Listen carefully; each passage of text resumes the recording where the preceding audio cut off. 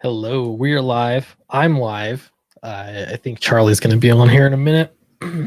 We'll see what happens. We're going to close the campaign out. A few hours left.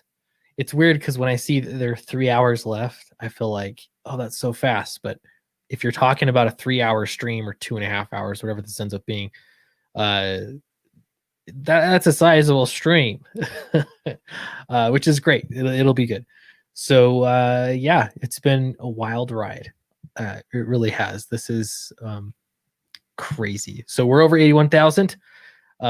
Roland is here. Great to see you here. You could type first in the chat because I think that would be probably accurate.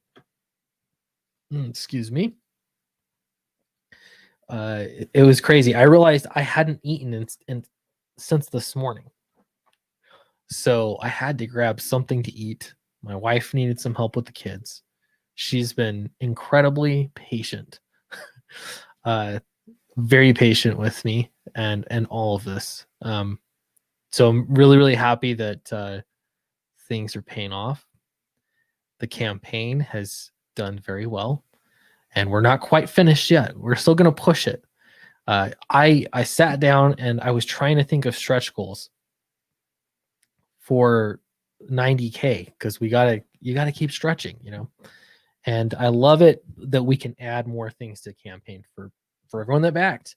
So I wanted to do something, but I didn't want to commit because I've been thinking about it a bit and I don't know, I just want it to be right. So if you have feedback, let me know. I asked my daughter, I said, what should the stretch goal be? And she's 6, so she said everyone should get a puppy. I said that's a great idea, but I have to think about it. I'm not sure how I can ship puppies, so we will get there. Vaughn is here. Hey, Vaughn. Hey, what's up, Clint? I couldn't miss this for the world. Oh, it might be fatal. Sorry. No, I'm glad you could be here. I forgot where I even put the stream in.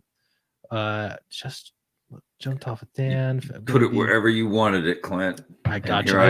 I put it in Sweetcast group. I just have to make sure. Did I still invite Charlie? He's part of this too. I did, so we're good. Here we go. It's been a long day. It's been a long 2 months. I'll tell you that. Yeah, dude. It has felt like a long time, and I'm not even really that emotionally invested, to be honest. No, I'm just kidding. I actually really like because you and I are friends. Like, dude, I really want your book to soar. Like, I want like all my buddies to just kick that ass. So I appreciate. I just want to say, well done. Thank you. I feel the same way too. It's like I like that me, you, and Eric are like in this realm. You guys were for a while. I was in a different category than you guys. I was below. You guys had reached this mid tier, so I'm glad that I'm up in the mid tier with you guys.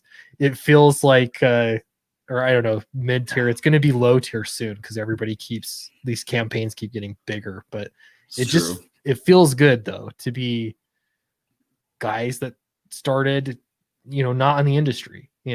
It's really cool. So yeah. Yeah, you wrote books about gravity and bringing things down, and like you have risen. So you did well. So good job. It's been really cool watching you evolve, and I'm actually very curious to read Fatal because I want to see how you've grown as a writer too.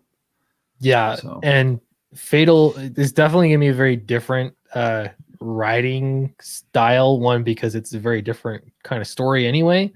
But also, we're doing it Marvel method. So, so you'll like see some Charlie in there. I do. It's been really, really fun. Next week, I got to get into it a little bit more intimately with some of the newer pages. But I've got the first, how far are we in? 12 pages are totally, all the dialogues there. It's been really fun trying it this way. So. Yeah, it's great. So you're just, as he turns in pages, that's when you get to work, like with just the inks maybe, and that's when you start, or how are you guys doing it? Yeah. Well, some of them are colored. That's just how it was, I guess. But yes, when they're inked and he says that they're finished, then I go ahead and write the dialogue. But we started off before it with our outline Charlie has a lot of freedom. So, for example, like the latest page that he turned in, he was like, I thought it would be cool if he's dragging this beast. So anyway, so stuff like that will change, and we're just kind of, I kind of just go with it. So it's fun. You have to. I mean, Charlie's he's a really great artist, and he likes improv a bit. It keeps him excited, which keeps his art awesome and fresh and full of that energy. I love the guy dragging the beast. That image is a great image. I'm glad you guys put that in. I really liked when I first saw that. I was like, dang, this book's for real, man. Like, yeah, it's cool. I think people are gonna like it. I think I don't know. I'm pretty proud of the dialogue I've put down so far too. I think it'll be good. But I have no problem being the ugly one in this creative team. So yeah. Anyway, it'll be fun. So checking it on the campaign. I'm going to share the screen here. Here we go. We're over 81,000. Passing 80,000 was great. I really wanted to get there. Dang.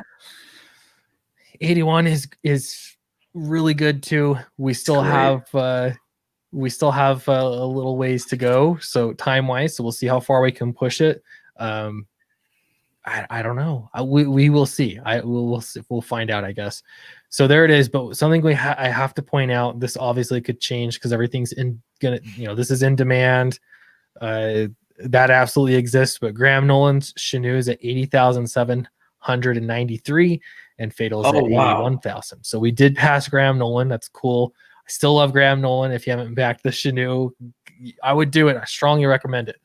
But that is a pretty great filling. That's great. So what's the next thing to we'll see what happens, man. We'll see if the Chenoo comes back to get you, I know.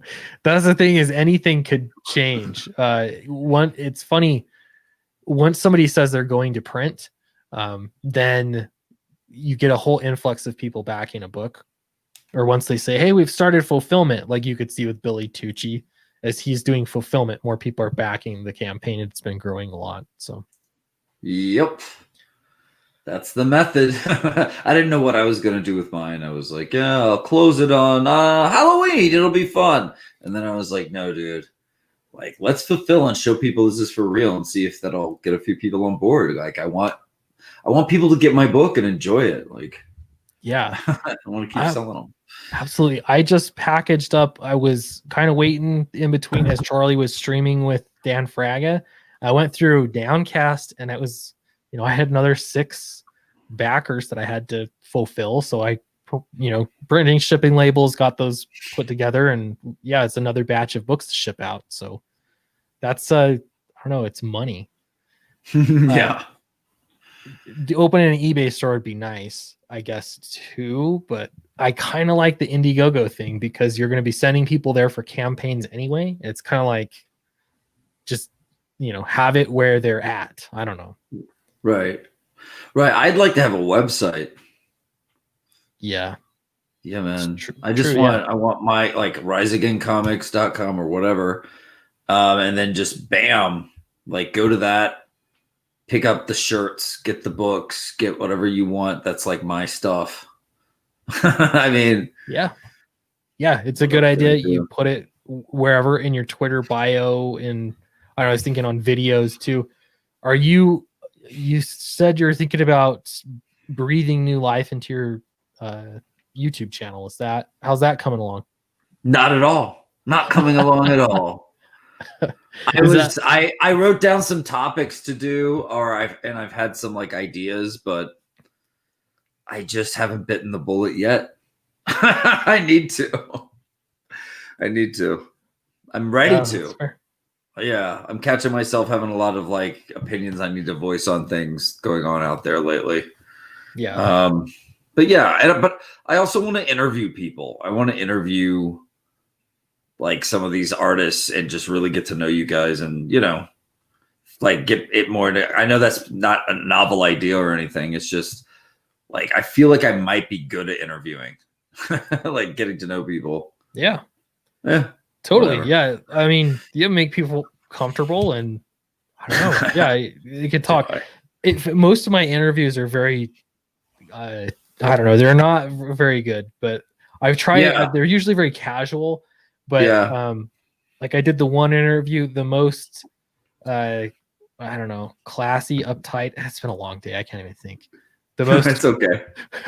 the most formal interview, that's the word I'm looking for, I did was with Kevin Eastman, and he was great, but it was just like, I don't know why I was so nervous. I guess I'm a fan. I fanboyed a Because you little love bit. Kevin Eastman. I do. Yeah. It was really cool. I'm tempted to ask him back on again. I think that would be fun, but I don't know how lucky I got with the first one. It worked out timing wise. Yeah. Here's Charlie or a black room. Charlie. We'll never know. There he is. What up, fellas? All my devices are dead. So I'm going with the handheld because I was on the auction. It's like we're your dick looking up at you. Yeah. Hey, fella. Did I do too much with you today? There. Oh, hang in there, pal. Hang it in. How's it hanging? Charlie, how'd you do on Dan's stream? Fantastic, man. We drew, and the secret word of the day that was chosen by the audience was alien assassin. So I thought, hey, I know one of those. Yeah. So I got to draw Fatal Flynn killing him some aliens, and after I did it, and I drew a nice little scene pretty quick, and then let's see if I could send it right to you if you want to put it on the screen. We have 2 hours, group 1. I had this sort of nice image, and then Dan said, "Oh, that will look really cool if you put gray tone on it. Not gray tone, but zip tone." And I said, "How do you do that? Half tone." Let's see. I will send it to. So oh wait, no, that's the group. This is the first time you're using halftone. Yeah, I might have tested it before, but he had a different way to use it, which was pretty fun. Now, this was only the quick shot at it, but it looked the way it changed the whole thing gave it this was that too large of a file? My message could not be sent. Dang it. Oh no. I have to save it at a different size. What program are you using to draw with? Photoshop. Photoshop. Oh, Photoshop. Cool. Let's see. Sorry, Vaughn. What were you gonna say? I was gonna ask about Fatal. Yeah. What would you guys say were the main influences for this? I'm gonna guess my influences were different than Charlie's influences. So Right, I'm gonna go out there. interesting. My influences, to me, I saw this as a fairy tale, really a fairy tale for men. Oh, that's interesting. That's the way I saw it, because you have a princess trapped in a tower.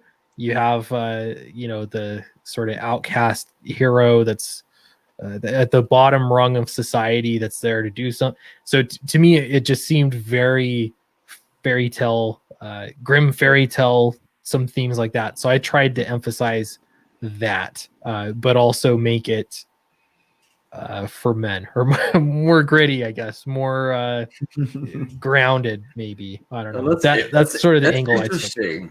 Yeah. That's really interesting, because I'm wondering how that's going to pay off in the final product. Like, I think it could give your writing this like extra, I don't know, like energy to it, and like fun, a lot more like twists and turns. Fairy tales are like, they have a dashing quality a lot of times associated with them, and they have just the right amount of humor. I mean, I don't know. It depends on if you said Grimm's fairy tales, that might be a little more on the darker side. Yeah, I think a little bit of both for sure. Okay. But there's a little bit of Disney princess kind of vibe, which is the general. That's more basic fairy tale, but it's making it more. I don't know, but there's humor in it. There's it's still fun and light. It's not super dark and gritty or anything like that. Right. but it's Cool. just by nature of it being he's exterminating aliens. Yeah. That's right. It Yeah, dude. just He changes it a commits little bit. genocide, but real. It's That's a right. fairy tale. And Balls. when you brought that up, Vaughn, months ago, I got thinking about it a little bit on like, how did they determine it? And intelligent life is the answer. That's like a big portion of it, because what's the difference between, I don't know, it's just humans seem to value intelligent. Is there intelligent life out there? So that was a determining factor. But there's also a lot of red tape, just like hunting. If you go hunting, they have tags, and there's a lot of red tape as to what you can hunt and when, all that kind of stuff. So there's a little bit of bureaucracy in there, and I have him kind of contemplating on the value of life and the value of taking a life. What is it worth? And so those are some of the themes I wanted to work with, and I like that. Kind of starts out that way. So that's clever. Okay. Yeah, I think that's fun. and like, are these things not smart enough? So he just goes around like cleansing us of the stupids of the galaxy. Well, they don't belong there. That's another factor too. They don't belong there. They're invasive, and if they're allowed to exist, they will wipe out the planet. So does he have ability? Like, does he take on usually big ass things? Like, because of the style of your book, or is your book like willing to be like, oh, he has to take on like space fleas? Yeah, something. It can be anything. I don't want to give away too much with a little bit with the twist, but sometimes the baddies are a little bit smaller, than you might think. So there's a bit of that. I like that. Absolutely. And that's why, to me, the fun thing is, if you're in this is, I want to say your world, but your existence is what I mean. You never know. Aliens could be really small and cause a lot of problems. They could be ginormous. If they're just invading planets. So someone's got to take care of it. It might as well be Flynn. That's cool. I'm gonna refresh this. I think we got another backer. There could be a whole nice. There could be a whole really irritating episode, portion of an issue, where he has to deal with fleas or something. Just I'll write it. I'll write you one about space lice. Space lice. Could you do a backup story? That would be fun. I've never had lice, but I've combed lice off of kids for fat stacks of cash from soccer moms. It's one of the grossest things in the world. Yeah, a lot of people, before you're allowed to do it, they have to test you to see if you can handle it. And a lot of people are like, oh, I cannot, and like run out. They're freaked out. I mean, I don't think it'd be that gross, but I mean, it's not. It's not like blood and guts and. It's not. I was just sitting there going, oh my God, all the other people doing it around me, all these chicks are getting lice though. It was like, it's just a matter of time, man. I got to get out of here. Were you shaved down? How come you weren't? How were you avoiding the lice? You're supposed to wear a hat. I wore a hat. That was it? That was enough? As long as you're not touching touching lice and then touching your head, They're a weird animal, man. They're evolved to only live on a human's head only, and that's it. And yet they're still around. Like they don't go away. Yeah. Creepy. Brutal little buggers. Like they've been around since the Egyptian days and stuff, and they're just hanging out. Yeah. Every summer, man. Like camps help the lice species survive. So what do? Put your head in olive oil? Would that get rid of them? To suffocate them? A very Italian solution, but no. Yeah, that's where I'm coming from. Turns out you can't. Hey, we'll start. Before we try to kill him with gun, we'll use the olive oil. Yeah. Okay. So they actually can hold their breath. So you can't suffocate them. You have to pull them out and get all of their eggs out, or else the cycle continues. And then they have a special shampoo too.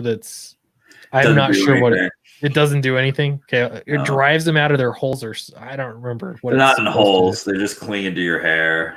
Have you guys ever seen? I didn't even know a bot fly existed, but this would make another great issue.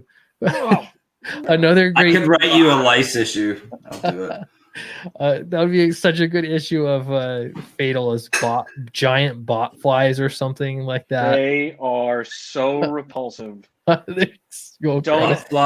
anyone look up bot flies. It's What's wrong? Unless if you're the type of person that likes to watch zit popping videos, I don't get that. But there's a bunch of people that like that stuff apparently, and the YouTube views would confirm it. But yeah, they're popular for that reason. I don't understand it. Michael Streitz says for $10, thank you very much, says Charles, your art is great. Did not say that on the Fragga Boom show. Sorry. Anyway, cannot wait for the book. Clint is just a writer. LOL. Looks great from both. Thank you. Appreciate it. Yeah, you know what, guys? I think you're going to like the story. I honestly do. I'm feeling really good about it. Tank Ferret. Oh, go ahead. There's such a piece of the story that you're holding back, and it's so exciting. Can't I just tell everybody? No. It's so good. There's fun.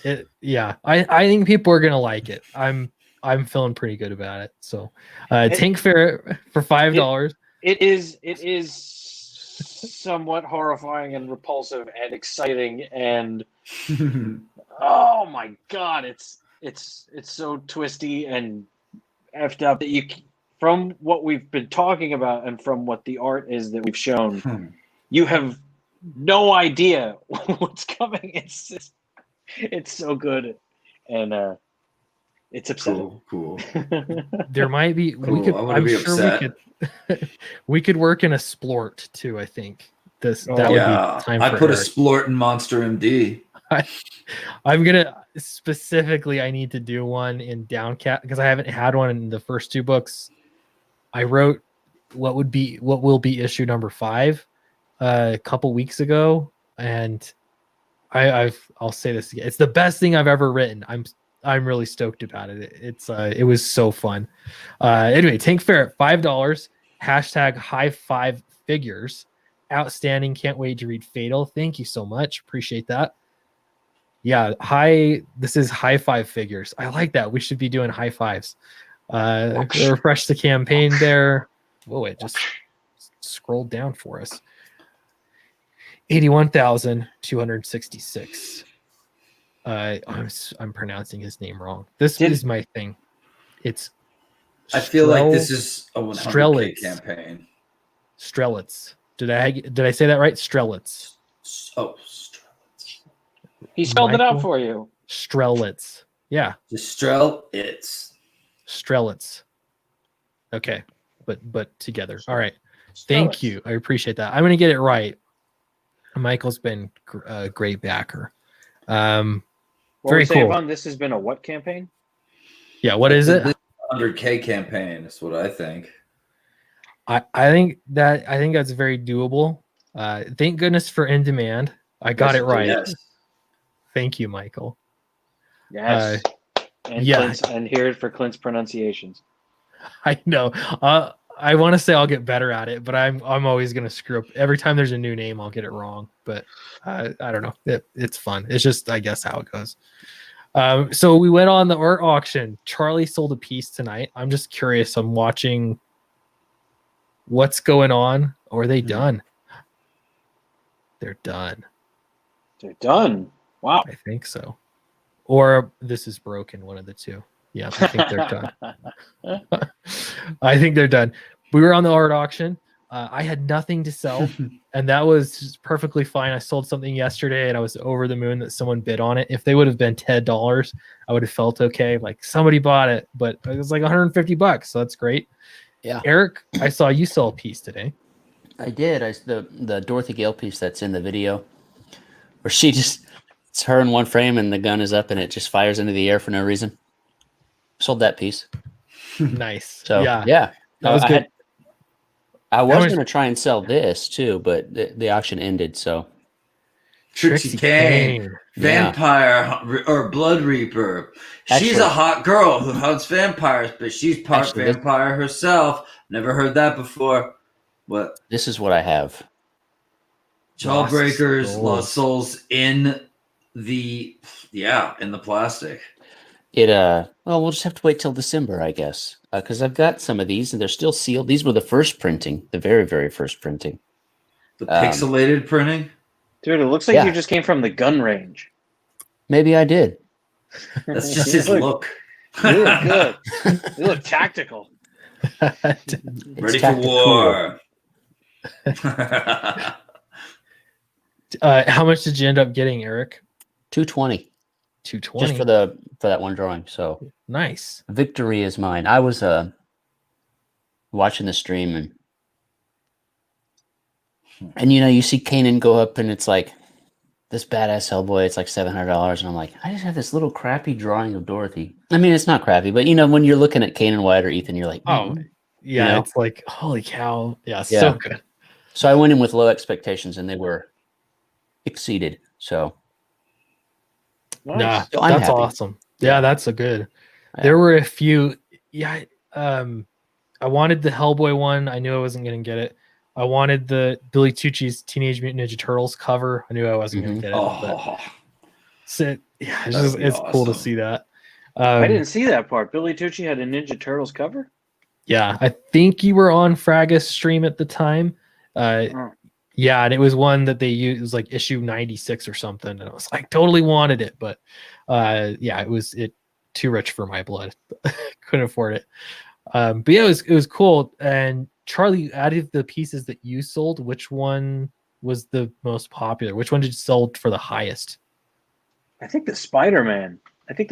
Got up to 380 or something. Wow, nice. nice. And the frog, Cyber Frog yesterday went for 280, and Flynn, the drawing of Fatal Flynn, went for 200. Nice. Because nobody knows who the hell he is. Well, Yeah. I was gonna say it's directly correlated with how well people know the characters. Yeah. So that is cool. The worst part, I was so embarrassed, is Preston Acevedo sold that. he put up that Downcast piece, and it was gorgeous, and I don't remember it. It was driving me crazy. I don't know when he did it. I didn't commission him to do it. He just did it.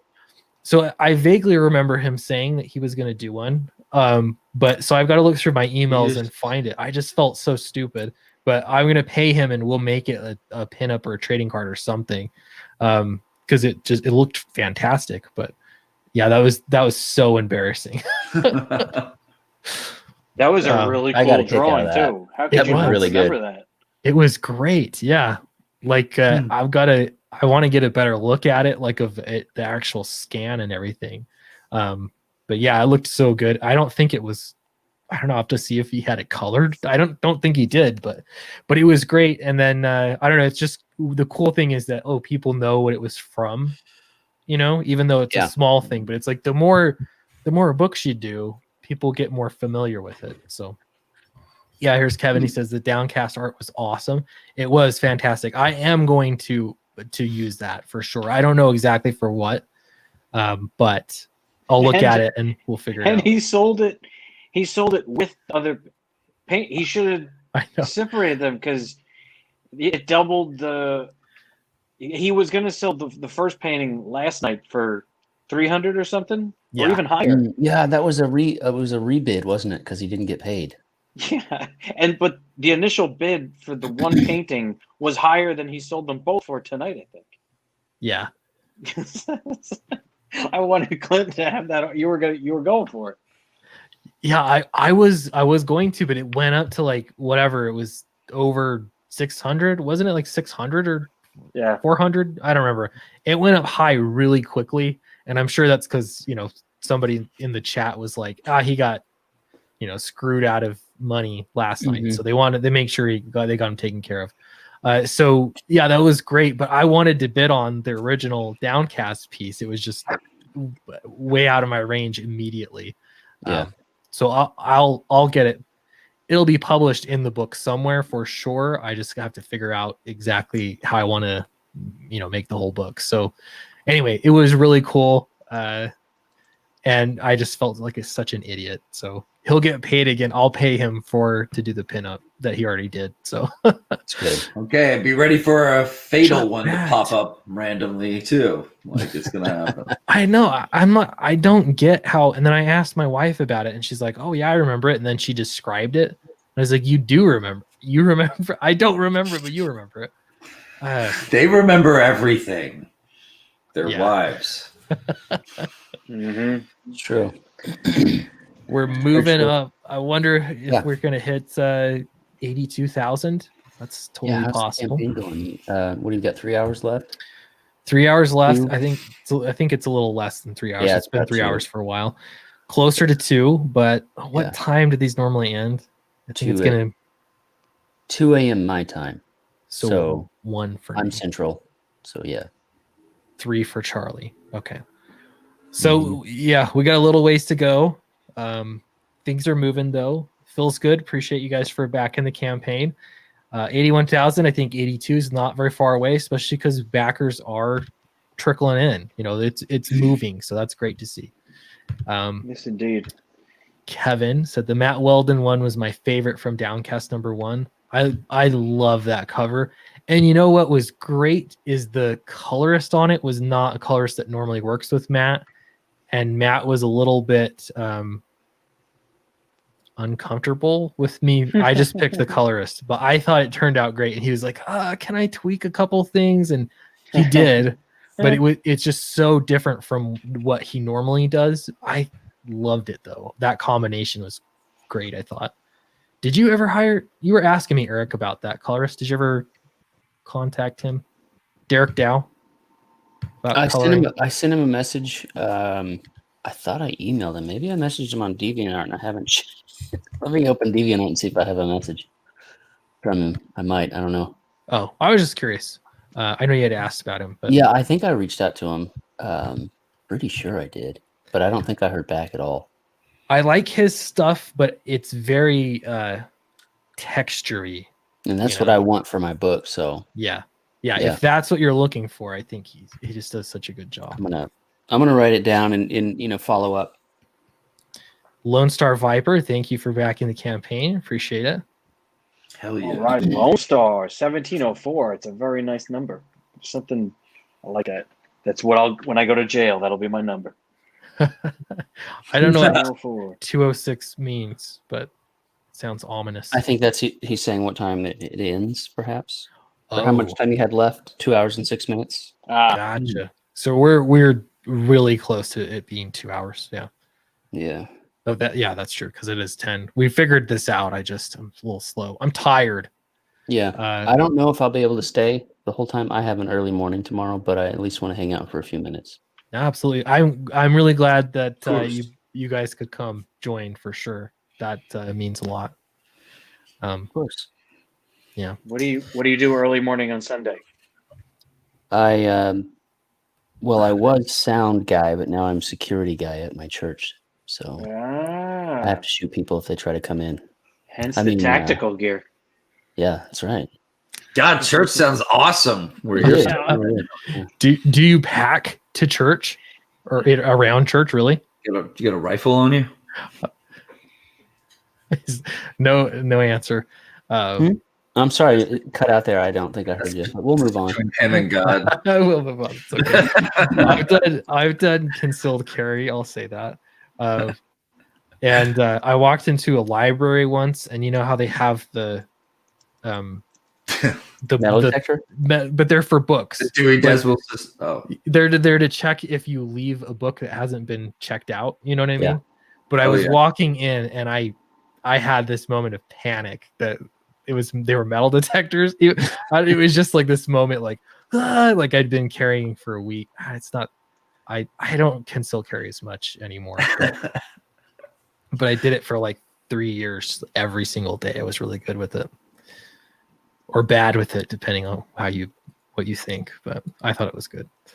And so you had a moment of like shit pan or shit pan, and you were like, I would have been the guy that walked into a library with a gun. It's I wanna like go to federal prison.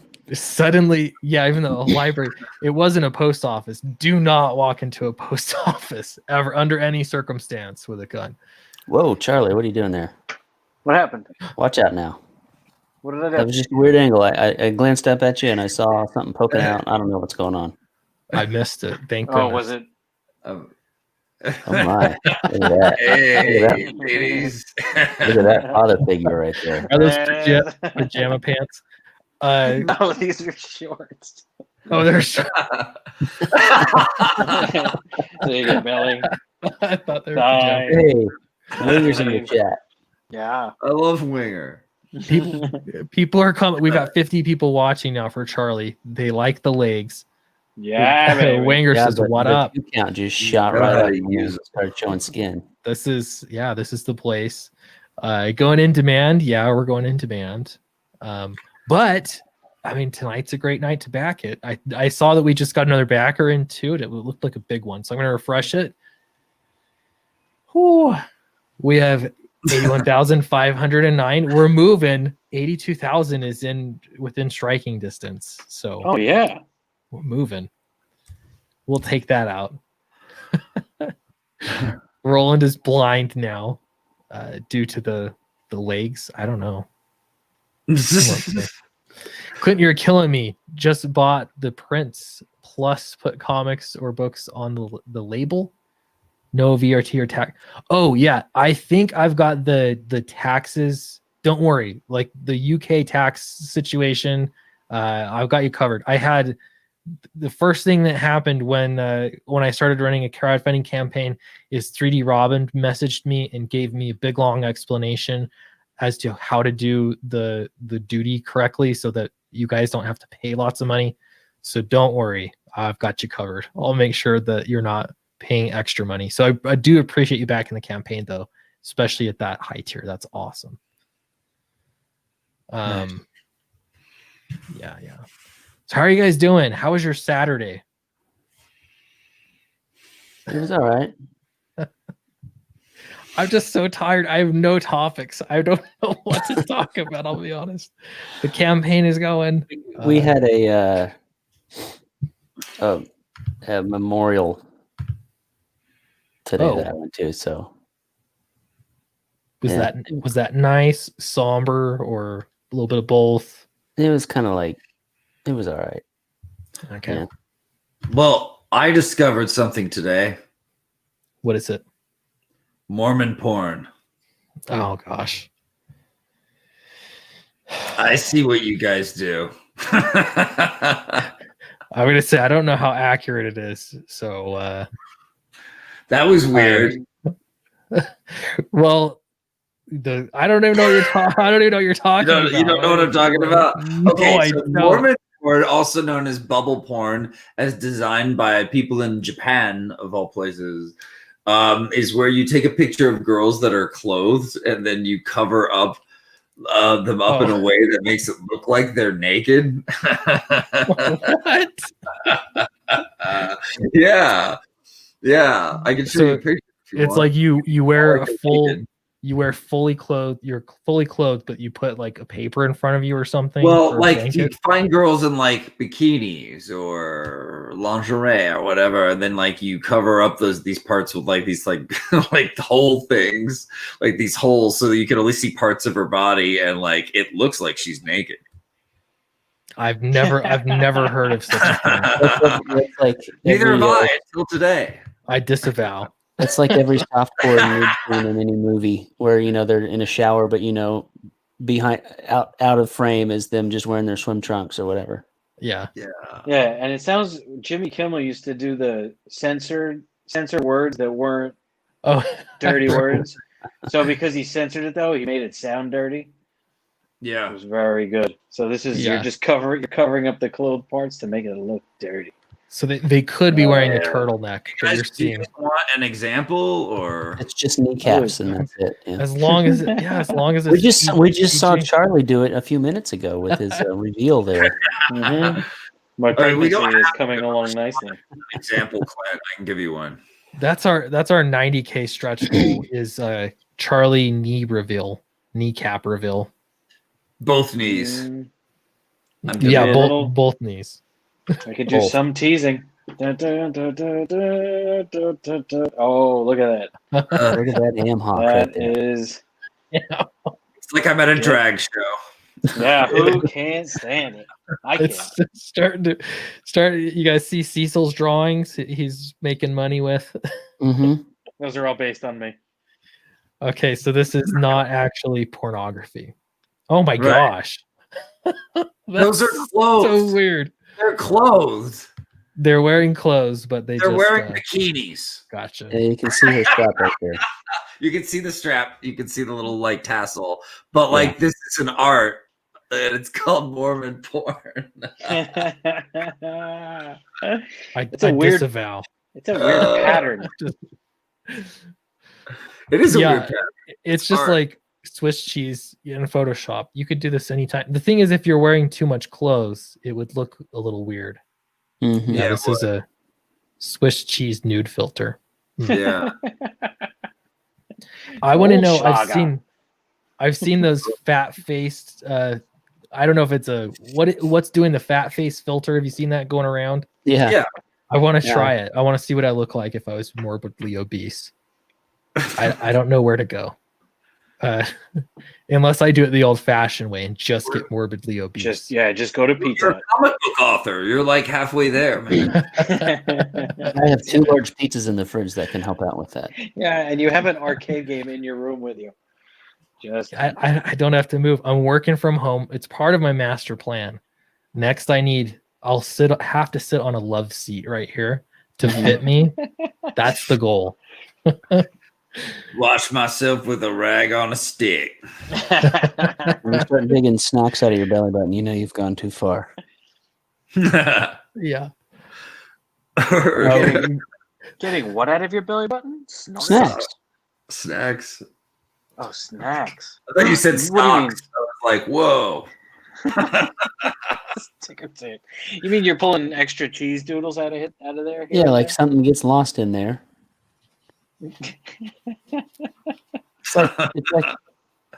It's a flavor saver, but I got a little distracted there, but we're talking about storing Cheez-Its in our fat rolls. Is that what's going on? pretty much, yeah. It's not a plan. It's just a what if. Yeah. Oh, okay. Maybe they Yeah. could add the face app thing. Perfectly preserved. Dude, have you guys ever woken up with like a coin, like US currency stuck to your back? Have you ever had that happen? It's like No. the weirdest feeling ever. Like, because you don't know it's there and you stand up and just this coin just falls off of you and you're like, money. I'm so money. But yeah, that happened. These barnacles are paying off. Can't say I've had that experience.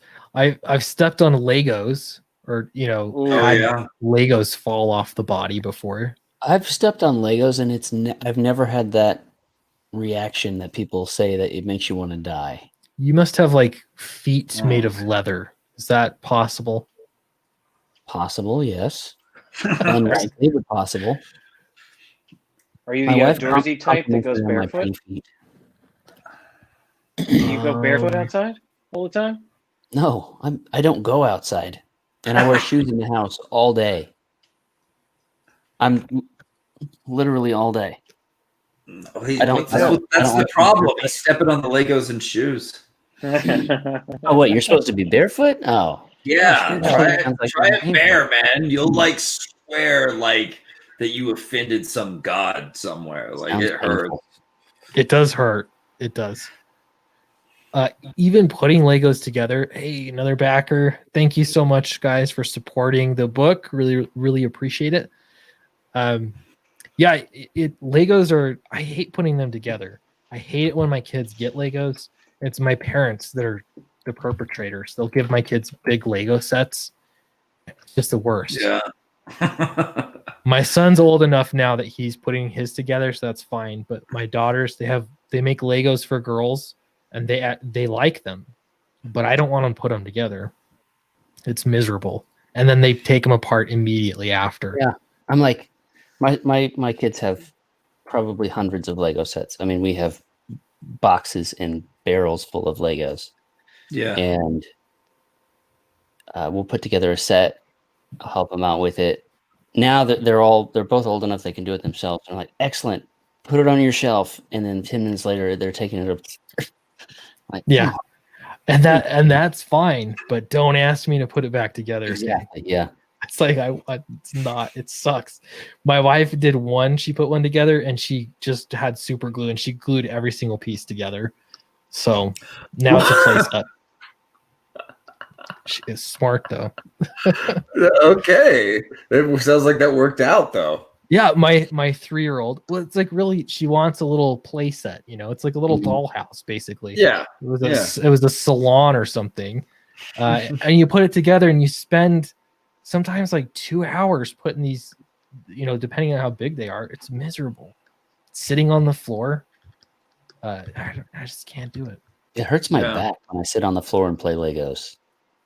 I'm old. Yeah, it hurts me too. I'm there. But Brian's at. Oh, sorry. I just have them build me a throne or something cool. That's good. Put them to work. Yeah. Brian's got a question. He says, will the nameplate that was added as a stretch goal be for only the collector's bundle or for all perks that are equal or more? So it's just the collector's bundle because it comes with the book. Are you asking because you backed the sketch? Because if that's the case, I think that's a good idea. We'll include it here too because that does cost more. That makes sense. So I will add book plates here officially too. If it's something else, if I don't understand it correctly, like if you're getting it in a print set, there's no book included, so that wouldn't make much sense. Drawn into the book is the same thing. You are getting that same collector's bundle, so it'll be there as well. At least that's sold out. Correct. Because Vaughn and I were working on MD yesterday. Was it yesterday?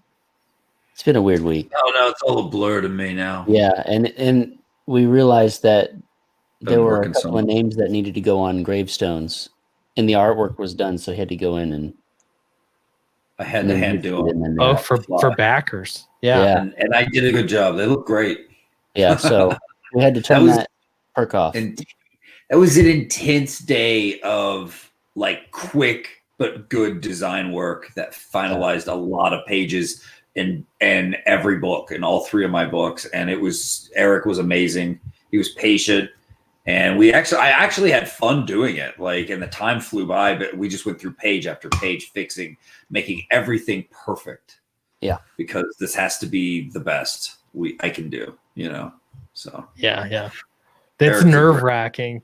Putting the print file together, it's like, ugh. He did it and taught me a few things along the way. And I felt like it was more like fun and exciting because it's like the first time I've seen like my book finalized. You know what I mean? Yeah. Like I've never seen this before ever in all my making comics. This is amazing. Even down to deciding like, where do I put the thank you page? Where do I put this? It's fun. And you're figuring out the page turns. And I did pre-press myself on Downcast too. There's a few things I think I could improve. But generally speaking, I think I did a good job. Like it looked good. I don't know. It was kind of fun though, just to know, like, just to have that level of control. I enjoyed that a lot actually. So I had Ryan Honorado do the pre-press for Flying Fortress, specifically because I've been working on that book for so long, and I've made a dozen different print files for that book between the floppy issues and the 2 volumes and various things in between. And I was like, I needed to hand it off, but it was neat because we did that too. Like Vaughn and I did. We sat down. I was like, hey, let's try this. Let's try that. And it let me learn InDesign a little bit more. So that was helpful. So now pre-press is sort of part of my quiver. Yeah. For people. So it's a really good skill to have. And you did pre-press for Downcast 1. You did a fantastic job. Thank you. I just wanted to try it. I'm all for people wanting to do their own thing because, I've done it myself, so I Little know preview. And I think if you're trying it out, I want to look at this preview. If you're trying it out, like I've tried lettering and I know I'm not very good at it. So to me, I'm very like, yep, I'm going to just pay Eric to do it. Pre-press, I've actually done it on both my novels, which was a lot easier than comics pre-press. But comics pre-press isn't so bad as long as you know what you're doing. So, which again, Eric helped me out with by giving me advice. So that was great. All right, Monster MD. Here's a preview. We've not seen this. I haven't anyway. What do you mean a preview? On the screen, or he's got. This is new the page. You mean new pages before? Never before seen. Never Perhaps. before. Well, this is what it looks like when you open the book to this part. This is just the finalized pages of Monster MD. And then we have our sketchbook. So this is like what it'll look like too. Sweet. Little notes for me talking about characters and sometimes giving advice on creating stuff. I really wanted this to be a standout sketchbook, and just be really cool, something people talk about and enjoy, can maybe look back on for ideas or whatever. And then this is the bonus book everyone's getting who got a physical copy. Monster MD or Shinobi Sasquatch versus Monster MD crossover comic. Marco and I got back together to make this one, and Eric came back to letter again, and it just came out awesome. It's just pure fun. I had a lot of fun writing it. So yeah, man, I'm just really stoked to get these to API and go to print. I feel like these are going to be amazing books for everybody to enjoy. So I'm just Are you working with Robert at API? Is he your guy? Joseph, actually. Joseph. Okay. I've never worked with Joseph. Robert is a character. Yeah. Joseph is too. He's like out on a date or something, and he's like, I'm enjoying a smooth what did he say? I'm enjoying a smooth beer right now. My girl's not talking to me. So I was thinking about Monster MD, and I'm like, what? Okay. I'm glad you're this hot for my book. Let's talk about it, I guess. But yeah, man, he seems so cool and he's on it, and I really appreciate him and his service so far. It's been good. He's been good to work with. So I'm feeling like let's keep that up and make more books in the future. Oh, that's great. API does a great job. I like API. There are a few little things I wish that were better, but not with the print though. Ultimately, the quality of the book, I have zero complaints about. It's just nice. It's perfect. I think they do such a good job. So I'm seeing somebody say Ara needs a wrench. Ara, you have a wrench. Congratulations. Yeah. Very cool. You got it. Yeah. They do a really good job. Have you settled on the paper stock? This is super behind the scenes, but I'm curious. Do you know what paper stock you're going with? 80? Yeah. Maybe I already asked you. I think it was 80. 80 pound. Okay. Clint, remind me. API is that where I had to make the cover separate, a separate piece that was the spread with the spine in the middle? Yes. Okay. Because I've done pre-press for a few ones and I couldn't remember if that's what API is. So we'll have to do that, Vaughn. Okay. They'll give you a calculation on what your spine width needs to be, I believe. Yeah. And you can ask them. The first time they gave me a template that was already the correct size, because this depending on how thick your spine is with your paper. Second time they just told me the measurements. Yeah. So which was fine. It was really easy. And then spot gloss. They say everybody gets this wrong, but it's not hard. If you're doing spot gloss, you just take the exact same file and make everything white except for black where you want the spot gloss. And that's it. Yeah, Same thing with foil stamp. I made one of those for the Monster MD cover. It's gonna look so cool, man. Sweet. Yeah. I love spot gloss. It's so I really like it. It's cool. Spot gloss sounds a little bit like Von Gloss. That's what you're using? This technology is. Give me a nice Von Gloss. Can I have the special Von Gloss? What is that? That's just they just spatter blood all over the cover of your book. for that. That's what the fun part. And they cut your arm off. If it were up to me, all my book covers would just be blood splattering. Like, like I love comics like that. I love Lobo, and I love Punisher, and I love Wolverine, and I love all the Dark Avenger heroes. I love the Crow. I love, Batman. Oh, the Crow was incredible. That's a good book. I don't think I ever read the book. I was just talking about the movie. Is the book good? Oh, the movie's good. The book's really good, man, because when you know that he made it after coming off of his girlfriend dying after getting like hit by a drunk driver, he was like really feeling vengeful and really hurt and just freaking out. His whole world was upside down. So he made that book. And I'm one of those artists who I think I create that way too. Like a lot of my books, I can look back on and go, man, I was going through some tragic craziness at that time back then. And I think that's where that book kind of came from. That's good. That's something that sometimes I don't know if I pick up on that in my own artwork. If I'm getting that out of me artistically. Like pulling stuff out of your life, your normal life. Yeah. Dude, Well, what happens is you make it and you don't even realize you're doing it at the time. Like, I don't know if I've ever really looked back. Yeah. When you look back, you're like, oh yeah. Like one time I made this comic called Jasper the Shank about this butler that can make anything super sharp. But anyway, at the very end, like anything around him, he can make it super sharp, and he becomes very dangerous. Anyway, so like at the very end, Jasper's like done it. Like he's given up everything and done everything to save this girl he loves, and she turns on him and stabs him through the heart type thing, and puts on the crown and like dubs herself the new Queen of England. And so he makes the crown super sharp, and it just like slides through her skin, and like she pulls the crown off and it scalps her and her blood goes, and it was this horrible thing. And then later I look back and I was like, oh yeah, I was going through that breakup.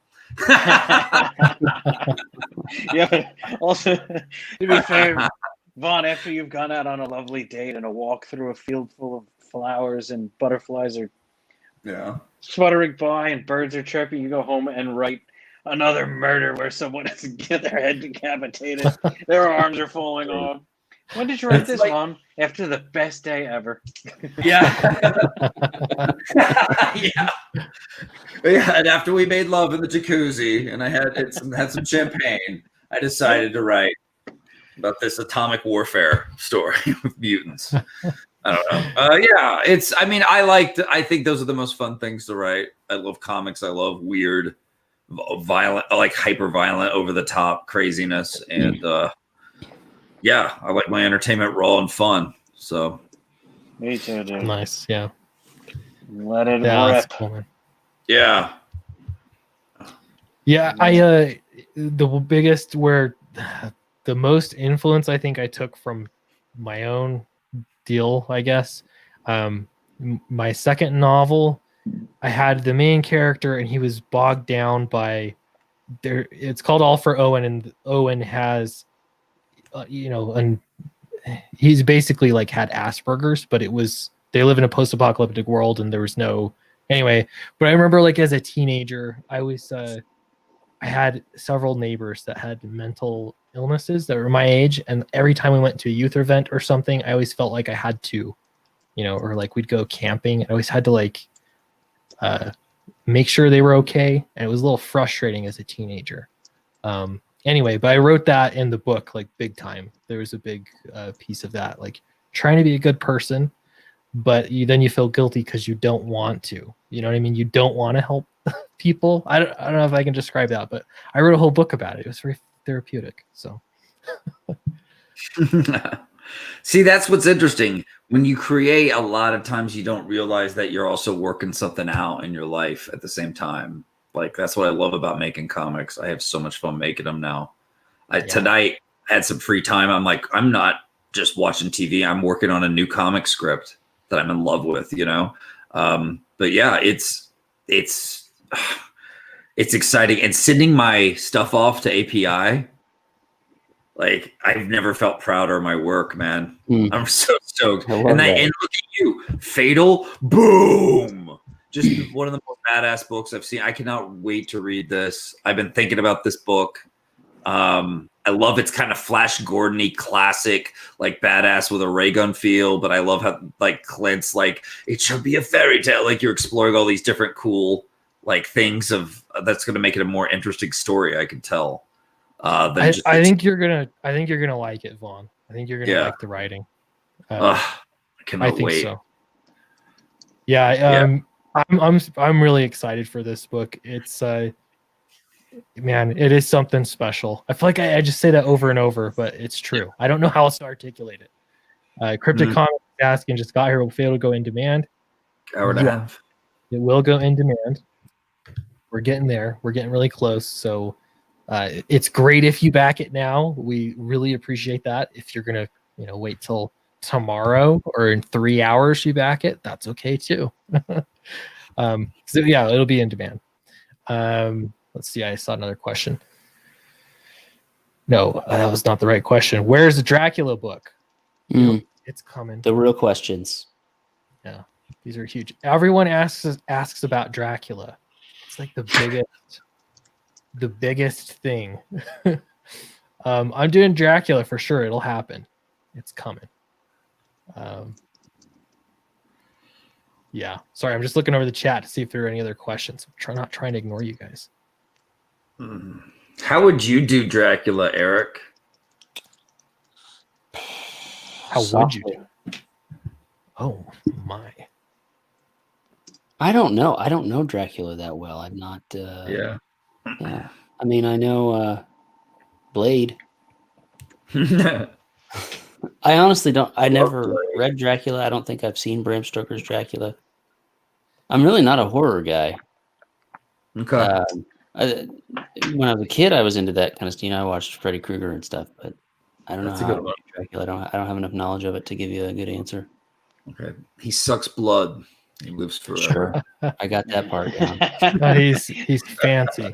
And dude, watch Bram Stoker's. That movie's amazing. It's still awesome. I would probably give it a military twist. Yeah, you would. Military twist. Yeah. Dracula with guns. See, that's just your thing. You just put guns in every time. Guns on it. It's good. It's good all the time. Guns of the Navarone with guns.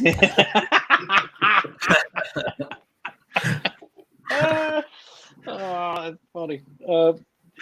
Yeah, I don't want to do a retelling of Dracula like as it is. To me, it's just been done so many times. So to me, I wanted to bring mine's like a Twilight Zone. That's my concept is something of a twist on Dracula that it should be very different, even from what I was telling you guys before when I was pitching an idea. So are you going to make it twisted and strange, or more mythological and hidden? What's happening? Like there's going to be a twist at the end that is Twilight Zone-y. M. Night Shyamalan at his best. I do. Really? You know what I was thinking? Honestly, now that you like something clicked, and I do remember thinking of a Dracula idea. And it is that Dracula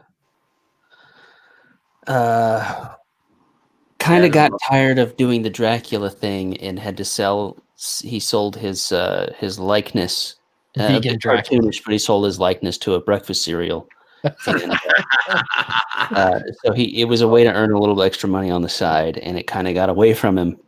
And now he's strung out on chocolate instead of blood. So he's trying to get his way back. Oh, that's cool. Back to blood. Frankenstein's super interesting to me. I read that like in I don't know, it was like in 8th grade. I wanted to read all of the classic monster. I think because in my English class they let you pick books and they were really limited. It felt limited on what you could read, but you could read the classic horror novels. And so I read Dracula, Frankenstein, The Invisible Man, and maybe one other one.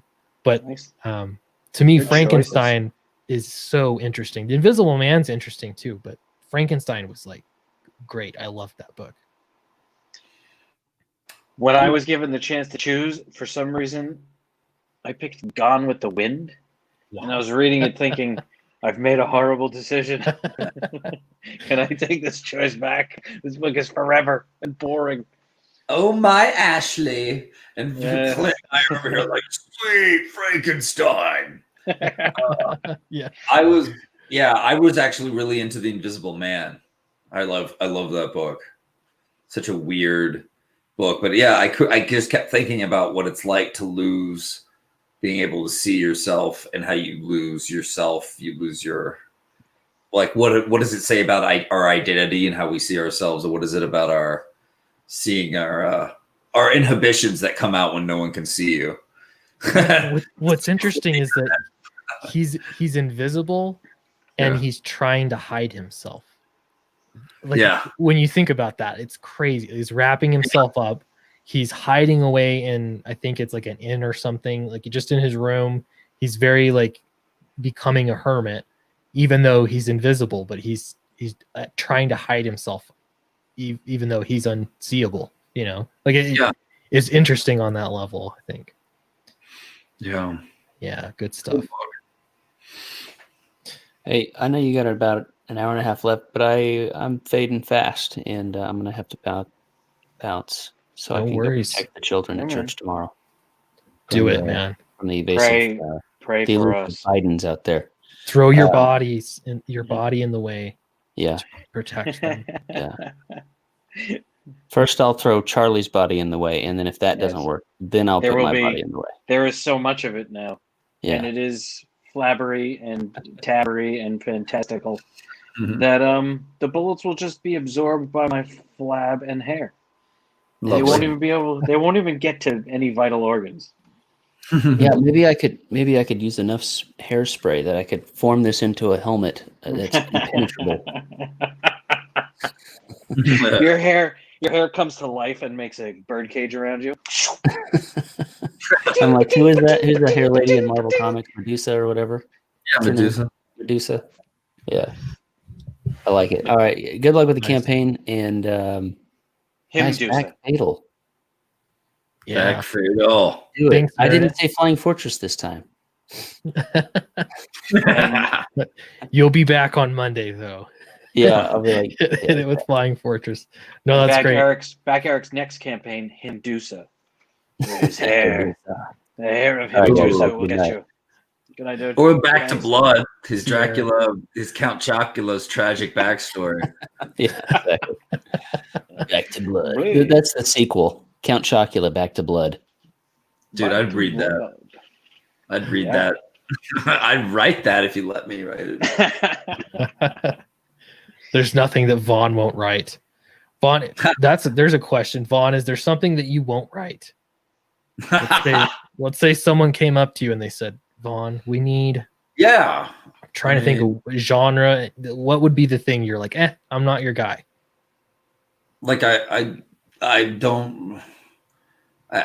Okay, one time a long time ago, I was struggling to like get in as a writer, like we all were, and I saw this thing on Craigslist that was like, why don't you write a porn with like a little bit of like story? And I was like, oh, I got you. And like, I wrote a little story, like wrote a screenplay and turned it in, like never heard back. But like, so I can't say I wouldn't write much, you know, but no, there's furry porn. I don't know how to write that creepiness. What's another genre? I don't know my genres. I'm sure there's so many different weird genres. You know, I mean, I'm one of those guys that likes to think I have the chops and the like what I like, what I know is good, and I can apply it to whatever genre. From my '80s horror and action movie upbringing. Right. No, that's cool. That to me too. I think if you're given a chance to write any character, you know what I mean. Like you could do it.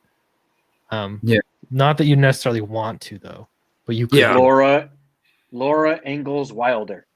Go.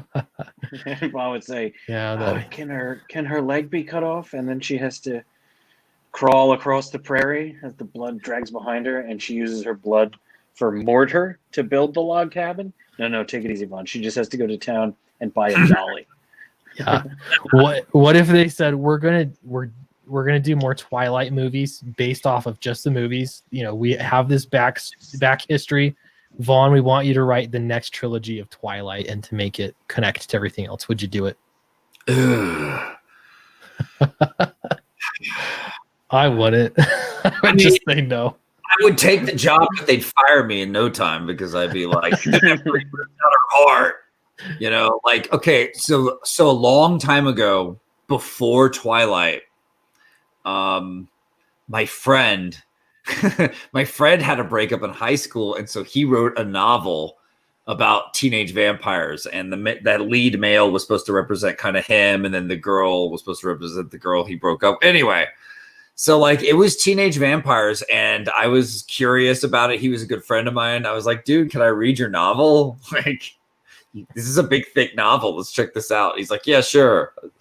So I read it, and it's like the corniest thing ever.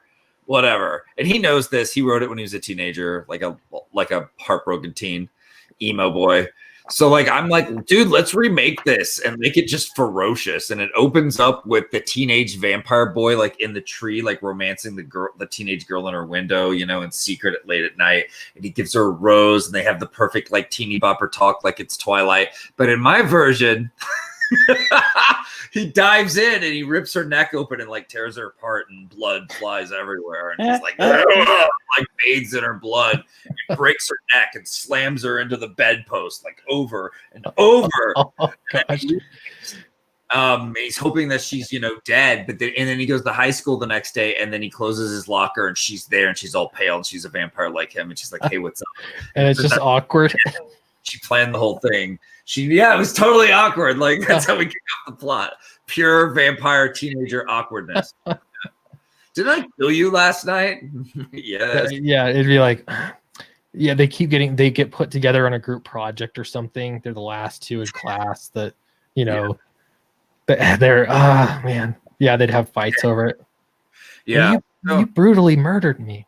You're technically not dead. She's like, I knew you were going to do that. I had under my bed, I had like first aid and all kinds of stuff prepared. And I died, but from your bite, not from, you know, you slapping me around, which I kind of liked. You know, she's like a creepy weirdo. Like, she was into it. She really wanted to become a vampire, and she played him. Yeah. Anyway, whatever. Okay, how about this? How about they say, we want another Indiana Jones movie, Indiana Jones 5, but the whole crystal skull, everything, that is, you're, you know, building off of that story. Vaughn, do you want this job? Do you turn it down out of principle? Indiana in space. Aliens, man. I mean, I could turn it into a good enough script, but I would have to give it a spiritual edge that it was missing in the crystal skull. So you would do it. Yeah. You'd take the job. Okay. All right. That's fair. Let's see. What's a movie or a film franchise that should have just stopped? No sequels. Napoleon Dynamite. What if they said Napoleon Dynamite? It's this one hit cult classic. We want you to write a sequel. Vaughn, will you do it? I can't. I don't even. Oh, that movie. I mean, I didn't like the movie. You know, you didn't like it. It would be hard to write it if you didn't like it. Rob has become our Jabba the Cook, I think.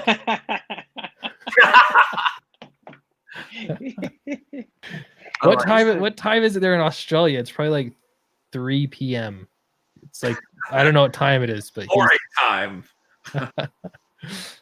It's upside down time. Mm-hmm. Yeah, so no on the Napoleon Dynamite. That's a bridge too far. I mean, yeah, I wouldn't be able to deliver. I'd be like, he just says stupid things. And imagine trying to pitch that movie. Imagine trying to pitch it. Yeah, he's a kid, and he's you know, he does all this strange stuff, and they keep asking, is he handicapped? No. I don't think so. He's Do just you want him to Napoleon. be? It's just like left up to your imagination. I don't, It's just an imbecile in Nebraska. it was Idaho. The other movie by the creator of Napoleon Dynamite called Gentlemen Broncos.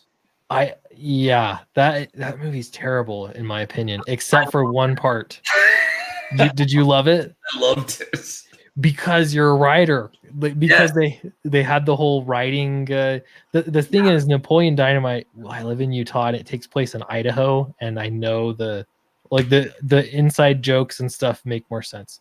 But yeah, the Gentleman Bronco, it's like, what do you name? Like when they're coming up with fantasy names for their characters, you know what I mean?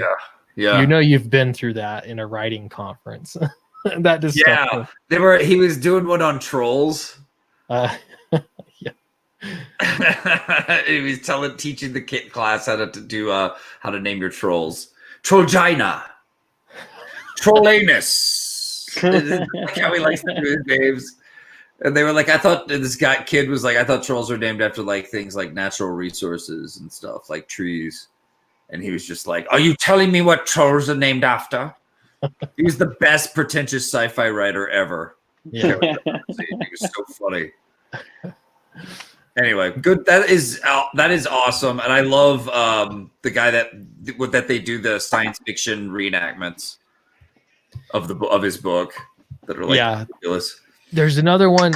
It's not made by the same Jared Hess. It's not made by him, but it's to me it's in the same vein of comedy. Unicorn, what's it called? Unicorn City. Have you seen that? No. I thought it was hilarious. But it had more plot for sure, much more plot. But it was like these LARPers that go out in the woods to have a paradise where they dress up like, and it's kind of based off of a real thing too. Anyway, I thought that was hilarious. That movie. What are LARPers? They're like playing D&D, you know, and they're always, I don't know. I've never played D&D. Isn't that what you call it when you're pretending like you're a centaur or something with your friends? Yeah, live action role playing.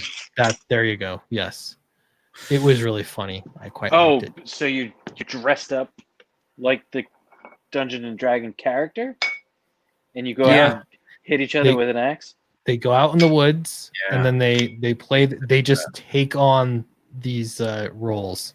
There's a documentary about the exact same thing that's a legit documentary, and then there's a film that makes fun of the whole thing, and it's pretty funny. Are Ren Fair people considered LARPers? I don't know what Ren Fair is. Renaissance Festival. Man. Oh. Girls in I mean, I guess. I mean, they travel with the fair. I mean, I kind of call them carnies, to be honest. They do feel more like carnies. But carnies, we all know. Be careful around carnies. They, why? Because they're carnies. But at the same time, I'm always thinking, I love carnies. I just want to hang out with carnies. I like the whole vibe of weird nomads they can build things and trick everybody. Just hitting the road in the bus, getting high, getting laid, performing, hitting up a new town. Sounds fun. Set up the portable roller coaster in a new town every weekend. Yeah. Go around with the guy that could hammer a nail through his tongue. Nice. Or eat a brick while people watch him eat a brick. That's a skilled man. Does somebody do that? Eat a brick? Yeah, carnies. I've not seen that. These are the impressive weirdos that I'm talking about. When I used to fight with medieval weapon stuff, but it was never about role playing. We never played characters or did accents or dressed up. We just you'd show up in a wife beater, and beat the hell out of people. it's just about beating up kids in the park with weapons and a wife. Get out aggression. We talked about how writing, sometimes you put your own influences and your own issues get into your writing, Well, that's how you get your issues out, is just beat someone with a stick. They get into Yeah, that's not live action role playing. That's just fighting. That's just live action. Yeah, it was called Melee was the organization, and they were like, "Get in shape, ye old-fashioned way, by murdering people." Yes, No way. This was a real Well, I group. mean, they didn't really murder them, but yeah, they still have Melee. I'm gonna go check it out. I'm gonna go see what's up. I'm gonna be so out of shape. It's gonna be awesome. Is it one of those groups where they make the armor too, and you have the swords that some the of them- rubber? Well, when I would go, there weren't that many people there, but like there were the few uber nerds who stood out. And there was this guy I loved. We called him Samurai Businessman. And he would get out of his little car, and he was like this super skinny, super tall, like accountant guy with the glasses, the shirt and tie, and the slacks. And he would be like, he'd like bow, and then he'd open his trunk, and like he would put on like full samurai armor, and he would have dual katanas, and he was very deadly with them because he was a very tall guy, very long swords, and he'd always had to tell before he'd attack. He'd be like, "Hi!" And then he would like come down, and we'd be like, "Samurai Businessman's about to attack!" Yeah. He wore like a headband and everything, and then when he was done, he would like take off all the armor and just like leave, like as mysteriously as he arrived, probably back to his parents. That's hilarious. But they were like really cool people, and I got brought in by like the dudes who were just like the bros, who like there was only like 4 or 5 of them, and they just whooped everyone's butt, and they brought me onto the team, and I was like, okay, we got a team. It was a fun, like we'd win tournaments. It was a fun time, man.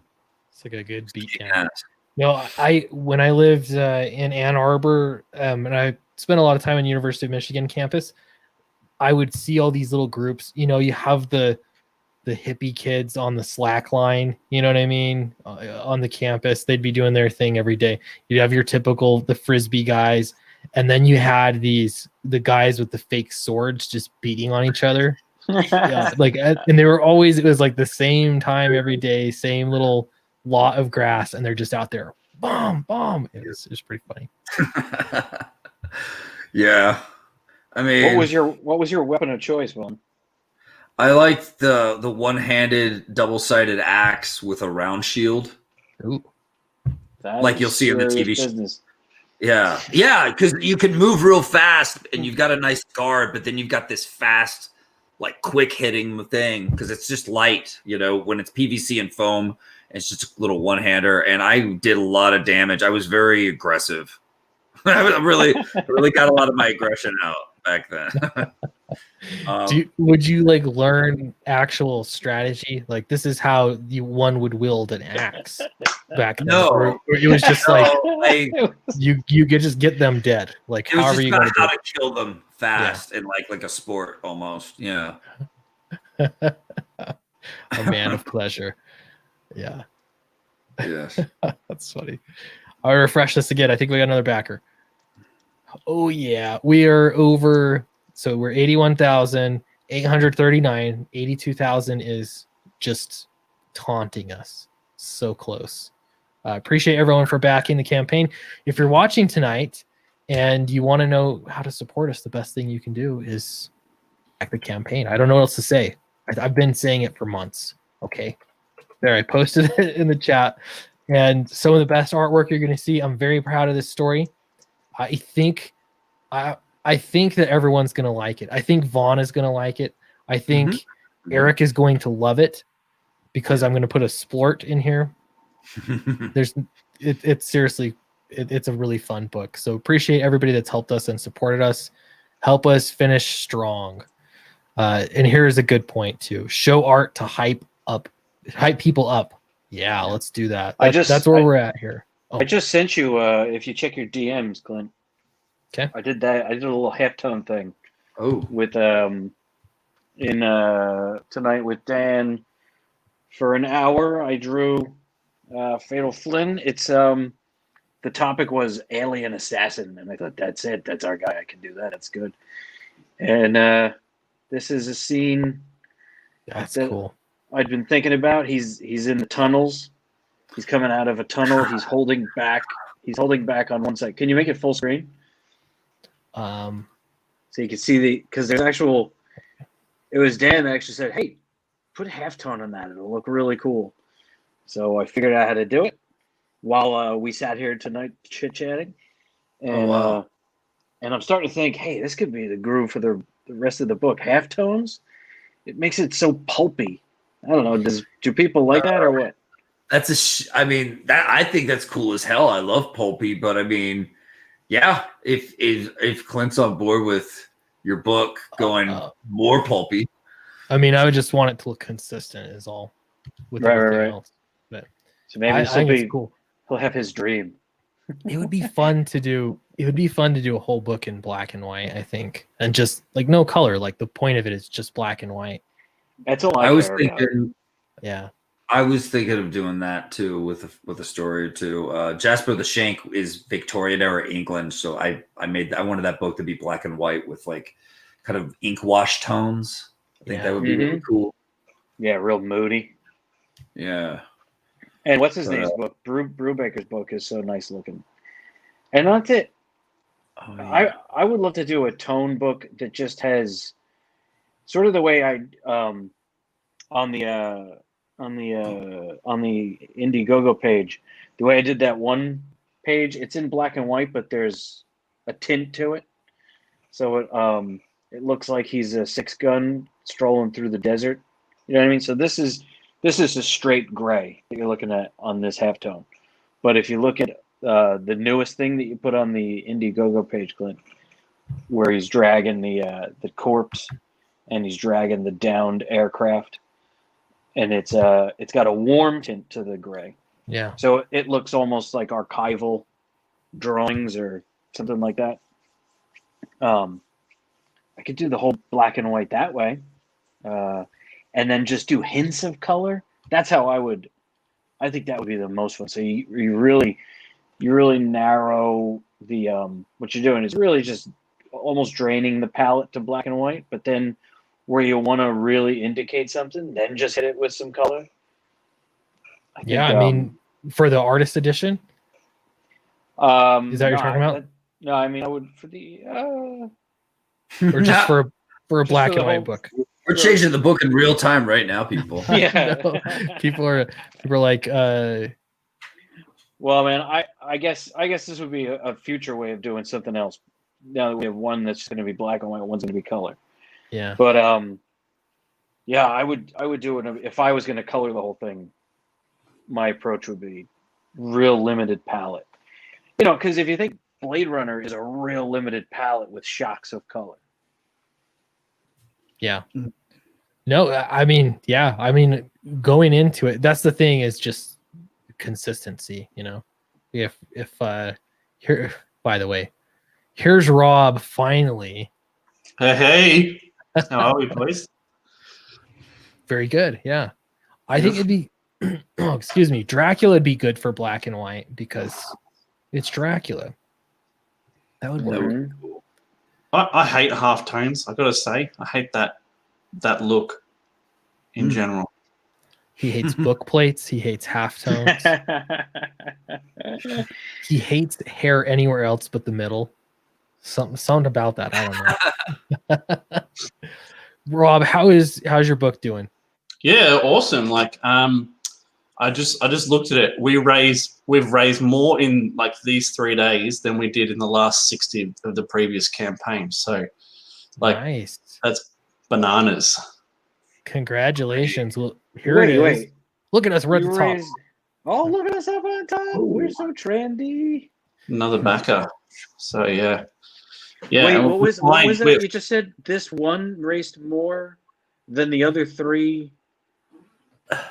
This one in 3 days has raised more than the previous campaign raised in 60 days. Wow. Yeah. You're kidding. That's phenomenal. It's a big deal. Yeah. Yeah. And we've actually got good stretch goals, you know, like not book plates. Hey, man, I got to tell you, though, once I added those book plates, people were refunding their other things and switching over to the campaign because they wanted those book plates. I'm going to do that every time. I'm not even kidding. It's worth. Pretty Wow. soon, Rob, I'll have you singing the praises of book plates. Mate, I'll probably, once I get it in my actual hands, I'll probably like, holy moly, this is decent. Yeah, it's okay. Yeah. No, I think you'll like it. No, this is great. You're what, 4 days in? Is that where we're at? We started days on in? Friday and Sunday here, so Okay. yeah, there's a third day, I think. But yeah, Very it was good, crazy. man. We streamed for like 11 and a half hours on Friday. It was just bonkers. Is that effective? Really long streams? Well, we have this secret plan that I think people are starting to catch on to now. Obviously, it's Clayton, me, and Corey, right? Yeah. So 2 of us will stream on the How to Draw Comics channel, like that whole 11 hours, and then the other person will whip off to other people's channels and stream there. So like you've got something going the whole time that people can just chill in, and then you've got like, yeah, you're hitting other people's audiences too, and it works really well. Should I go over to Frega's right now? Is he still streaming? Yeah, I would. Yeah. You want me to go over there? You guys chill here. I'll Sure. be right back. Yeah, man. Bro. All right. Yeah, he's there. Yeah. Do you have That's- to click? Do you have to push a button at 3 a.m. or something? So it goes into demand, or it does that automatically? It's not like last. You time. have, It does to, you that. have to push a button so it automatically switches over. I already pushed that button before we even launched. So All right. yeah, Good. All right. I'll talk to you guys in a little bit. that would suck if I didn't. Yo, Clint, we're $42 away from 82. Holy smokes! Let's refresh this. All right, I'll chime out. I'll see you in a bit. Okay, see ya. Wow, that's awesome. Beautiful. Yeah, It's a sexy book, guys, isn't it? Like it looks amazing. it really is amazing. I've been getting used to it. You guys do that where I don't know, you're just looking at the same pages all the time that you kind of like, oh yeah, this is what comic art looks like. You start to get used to it. But then he sends in a new page and it's like, oh my gosh, like the same reaction again of Yeah. the newness of it. I love his panel layouts. They're always unique and interesting and different. Yeah. Absolutely. Mm. Good storytelling. Are you still looking for a colorist for something? Yeah, I have a few colorists that said they were going to send me samples. They're going to try something out, but I haven't had anything. I cannot believe how many colorists. I probably have 4 colorists out there that said, yes, here, give me a page. I'll give you a sample. And I said, even just a panel, like do 1 panel. And they just never talk to me again. And I'll email back and say, hey, where's that page? Nothing. So I'm not sure what that means, but I don't know if many people do samples anymore. I'm paying them for samples. Even it's not like free. It's like I'll pay you to. I will just want to find a colorist that's going to do this.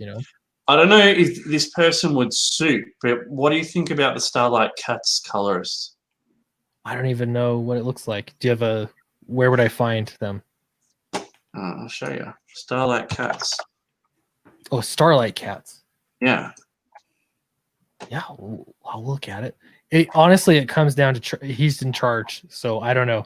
There have been a few colors I thought, oh man, that's great, but then I don't know. Once you see their colors on his lines, he wasn't jazzed about it. So he's a little bit more particular.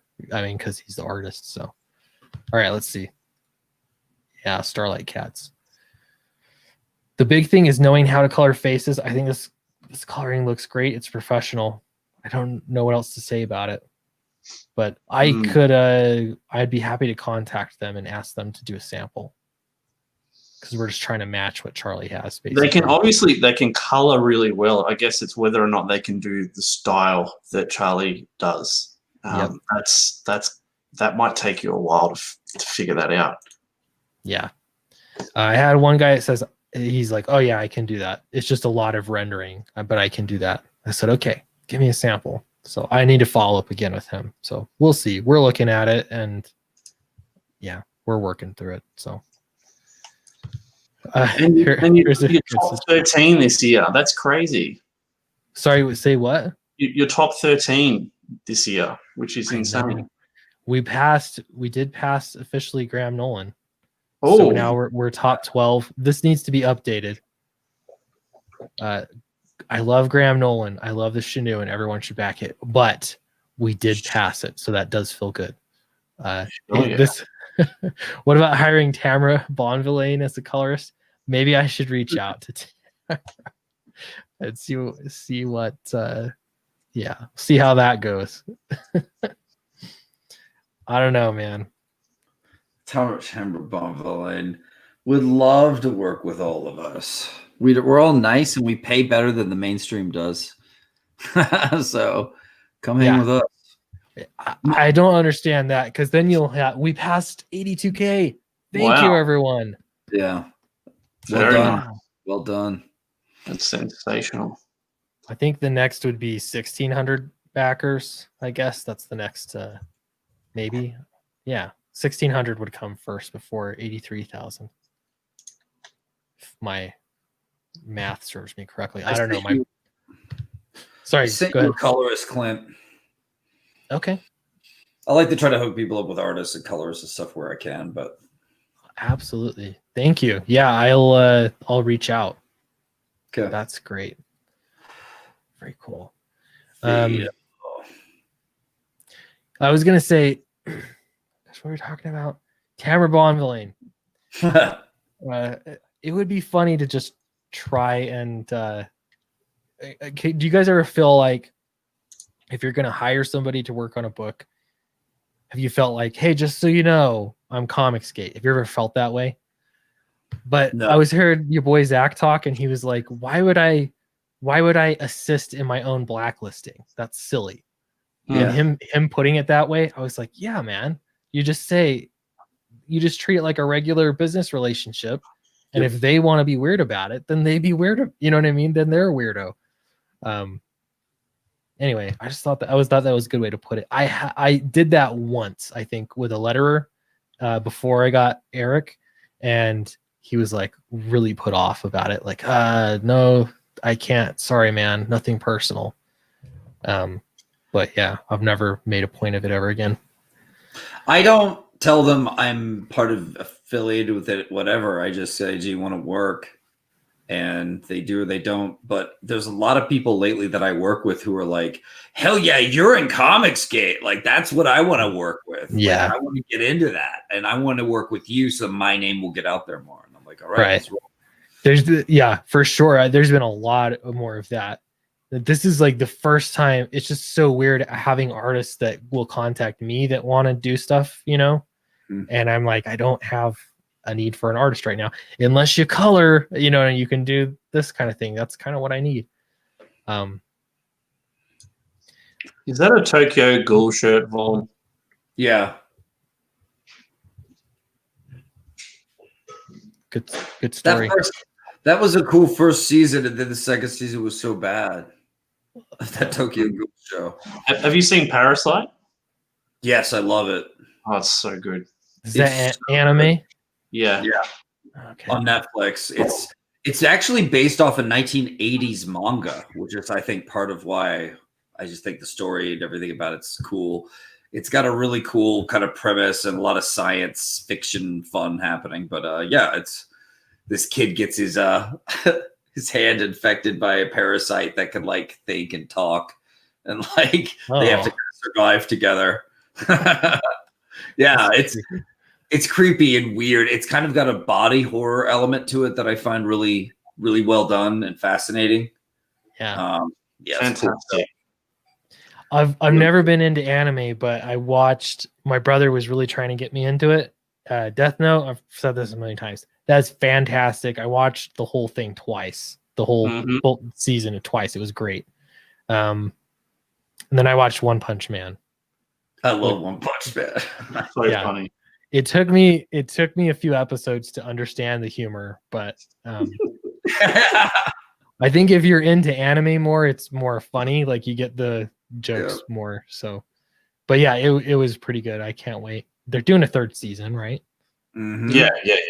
Okay. Vaughn, you got a question from Cryptic Comics. How much longer will Monster MD be in demand? Oh, there you go. You got some time because I decided to keep it open as I start sending books out to people. So after more people start getting their books, I'll see where, if we get a little boost in sales, hopefully. And then maybe after that, I'll let everyone know when I'm closing up. You got some time. All right. We will have books. I'm overprinting by good amounts. Who are you printing with? API. Who are you printing with, Clint? I might use API again. I'm trying out a local printer. I went and visited. Like, ideally, I'd love to have a local printer because then I'm not paying for freight and stuff. But I'm not right now 100% confident that they're going to do exactly what I want, and it's too expensive and too important of a mistake. So I'm probably going to go with API again. That's my guess. But I am going to make some changes and try the 80-pound paper stock instead of 100-pound.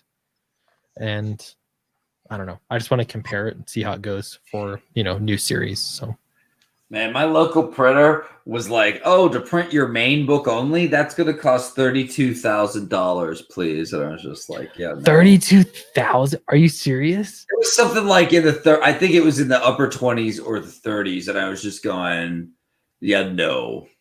Oh my gosh, that's a problem. Sometimes local printers just don't like. It's just not. I was looking at local T-shirt printers, and the ones I looked at, they were astronomical. It was insane how much they wanted for T-shirts. And then the guy was like, "I can give you a lower rate, but it's going to take time, and I'm going to have to do some underhanded stuff, and I'm going to have to rob a guy, blah, blah." And I was just like, he's like, "You're going to have to wait longer, too." And I was just like, "Yeah, and how much will that cost?" And he's like, $28,000. And I was just like, "Get out. No way, man. I'm going API." And API is not exactly cheap. Like, as far, there's some cheaper printers out there, but quality. Yeah, they're very quality though. That's the thing. I can't knock them. I don't think I'm going to do foil stamps again though. That's the only thing. Why? These were cool though. I like these ones. Where's the other one? They're cool. Downcast 2's foil print looks better. Foil stamp looks better. The problem is that it extended the time quite a bit for them to do that. Okay. It created, especially on the second one, a lot of misprints where the foil stamping was off needlessly, and otherwise like great books. So interesting. Okay. Yeah, I really liked what you did with that black foil stamp. That was real ballsy. Not letting anyone know it was foil stamped. I mentioned it on I said we have a stretch goal foil stamp. I mentioned it on streams and stuff, but yeah, that I just didn't say anything else because it was just there. It was just black, shiny and black. I wish they would have told me like pick silver or like pick literally anything but black, because black just looks black. Yeah, it's just black. It's like a flat, really deep, dark black, though. I don't know. People are like, I'm "Oh, sure you can use that to effect on a certain book design." Yeah, well, I mean, it gives it kind of a embossed feel, which is cool. Yeah, there's that, but I don't know. We're all learning how to do it, I guess. I think. Yeah. I don't know. Even with like Ethan and Zach, their first books were not. They've changed their format a little bit, the form factor, since they did their first books. Yeah. So it's the extra swag you gave us. This bookmark. Yeah, I liked that bookmark on the second one. Cool. Much better than the first one. The sticker, trading card. The sticker was nice, and you got free hot sauce with it. It's okay. So it's not the best, but I know it's called mule sauce, something like that, because it's Sticker Mule that they do the stickers. They're really quality stickers. They're really thick and everything. But if you order like over $100 or over 150 or something at least, then they'll send you a bottle of hot sauce with it. Go figure. Blind your enemies with this. Yeah. They're nice, though. I was trying to think of other things. Ooh, people are bringing up stretch goals, I think, in the chat, or they brought it up. And I don't know what to do, honestly, for a $90,000 stretch goal. I thought for a minute I was going to put Pogs, but I don't know if anybody really wants Pogs. and they kind of cost a lot Plugs are done. for the value that you get. So I don't know. What else do you do? I could do a patch. I have to get pricing. That's the problem. Patches are more pricey on campaigns, but if you make a lot of money, it could be worth it for a later stretch goal. 90's pretty good. Yeah. A patch, because you could do a fatal patch and it'd look like you work for the company, you know? Yeah. Yeah. It'd be cool. A figurine? No, I don't even. I don't think there's really that much money left. I have no idea how much it would cost to make a figurine, but that would change your shipping, I believe. I don't know how Ethan is doing it, because he has to ship it in a different box, right, to fit the figurine in that everyone's getting for free. He probably figured out what boxes for the sizing, and you could just. I mean, it's very easy to find cheap boxes that are the sizes you need these days from companies or whatever. We third book plate. We could extra book plates. We could do coasters. I already know Sticker Mule does coasters. They sent me a coaster too. I don't know what they cost, but you guys want fatal coasters? That would ship well. Different. You could do one of these. Fatal condoms. You could. Die cut sticker. Oh, little standee. Yeah, where'd you get that done? This is just 6 a.m. comics, man. So I just got him to draw the front and back, and then you put it like it's on a template, and you just send it the backer. They fold it and then cut it, and then put it on a little base. Oh, so they're coming up with the base themselves. No, I'll send the base to them, but you just put it in. Okay, Nice. That's a good idea. There's also those blockheads. I have a Cyber Frog one and a something else one. Gunship Thunder Punch one. That's something you could do. Or you let me write your Space Lice story. Say that again. What? You can hire me to write you a Space Lice story as a bonus tale to add to your book. Space Lice. That would be cool. I'm just kidding, dude. But yeah, I just love to add the word space to random things because it makes it sound more intense. No, that's a cool one by Roland. Do promotional material for Flynn's business. Oh yeah, that's true. That'd be cool. Yeah, you could do that. You could make anything promotional materials, right? Vaughn, I'm not ruling out the Space Lice idea though, because that's a good idea. When you first brought it up, I was thinking, oh, on the next book or something, but there's no reason why you can't have. I don't know. Let me think about that. Okay. Because you could write. Yeah, I don't know. Well, I'm gonna think about that. That's a good point. Promotional materials, bumper stickers. Yeah. Okay. We could have a saying on it. Charlie always likes to say, "When you need your aliens dead, call fatal." I think we can do better than that though, for like a saying on a bumper sticker. And back refresh. People into trouble. Yeah. Coasters was a good idea. We could do coasters. I think I could get a price on that pretty quickly. I like the idea of keychains. Yes. Thanks. Getting more backers here. Nice. 83. Do you think there's 1 hour left? Can we hit 83,000 in less than an hour? 45 minutes almost? I don't know. We will. I think you can. I think you can. I think we can. Fancy business cards would be cool. Okay, we could do that. Here's one: a functioning laser weapon. Yes. You know how gosh, Elon Musk made flamethrowers. Did you know that? And Joe Rogan has one now. Yeah, everyone knows that. I didn't know. I mean, I thought it was interesting, but gotta get back to work. Okay. Sorry, say that again. A keychain. A keychain. Okay, that's a possibility. I just have to get pricing. That's all it comes down to. If you guys know keychain suppliers, let me know. No, I do not. Or even the chat too. I You can have don't. a 1-800 It could be a number. bottle opener style that says Fatal on it, or it says Flynn or something. Or I like to read like something that like Flynn wrote, like a fake thing that Flynn wrote, like that's cool. on exterminating, like tips on different species and stuff.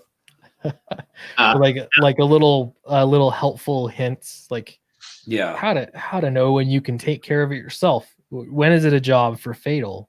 When is it? Yeah. That could be fun. and it's got like coffee rings on it and like chicks' phone numbers written in it and like cool stuff. Al Capone says a 1-800 number that you can call it has a Fatal answering service. That would be sick. Fatal answering service. Very And you get cool. points to it, obviously. We'd have to pay for it, a 1-800 number, but then you could hear the voicemail automatically. We could probably connect it to a Google Voice number or something. It wouldn't be an 800 number, but it would be free. Mm. And then you could have a pre-done voicemail or something attached. Yeah, to like if you're dealing with giant space rodents, press 1. If you're dealing with mutated cats, press 2. Yeah, that'd be fun. That'd be awesome. Yeah. Dear Diary, today I wiped out an entire species. Nice. Hell yeah. Bracelets. Okay. Oh, like the Live Strong bracelets, even. Like he would throw them out of his spaceship so people could remember, to call 1-800 Fatal. His will say live fatal. Live Fatal. Live short, live fatal. I think we got another backer. Oh my goodness, we could do it. We could hit 83,000. We're halfway there to hit 83,000. That is great, man. Well, man, it's been a pleasure. I have to hit the sack. I actually been called into work to film some special events tomorrow. All right. So I gotta go. But it was a blast, man. And congrats again on your book. I love this book. I'm a fan. Can't wait to see how far you guys go. And Rob, awesome to see you as always. Congrats on Replicator. It's awesome. You're doing better than ever, dude. And it's well deserved. You've worked so hard to get here. And we could say you wrote the book on crowdfunding at this point because you did. You got to just learn from your lessons, learn from your failures. Yeah, that's good attitude, man. Well, that's part of why you're doing so well. And I'll see you guys later. Have a good night. Yeah, you got to come hang out more, Von. Yeah, now that I'm finishing up Monster MD, you're going to see hopefully more of me. I am still writing new books that I'm really pumped for. So, but no, I got to see you guys more. We'll hang. All right, mate. Thanks for later. Go wrestle some alligators. See you later. Yes, later. Well, I'm going to have to head off soon too, mate. I've got another podcast with the rabbi from another planet. So I'll hang in until he sends me the link, but I don't know if I'll make the final hour. So don't worry. It's all good. I'll talk to the chat. It'll be fun. I'm a lot more comfortable than I used to be streaming alone. I could probably get Corey in here, but I don't know if that's a benefit or a hindrance. It's all good. What time is it over there? It's 5:15 in the afternoon. Okay. All right. Yeah. Yeah. Well, no worries. If you have to go, it's all good. There's really not that much time left, so we'll see where we land. It'll be good, but appreciate you coming in. We can even look at stretch goals. This doesn't have to be a super super entertaining stream. We're just getting all the way to the end. I borrow ideas. Says join us, Clint. I could just be silent and just interact through chat. How exciting would that be? What else could we come up with? What about like a captain's log from Captain Flynn, but Von does the voice? Stardate 2077. I just killed giant wasps. In the book, like you mean like you'd have the log just printed in the book or separate? No, like a voice thing that Von reads. You just record it. Okay. Mm-hmm. All right. It'd be cool. You know how they make those pop-up cards that you open and then they'll play something recorded? That could be fun. Thanks for calling Fatal. Yeah. Roland Katsuragi says concept gallery.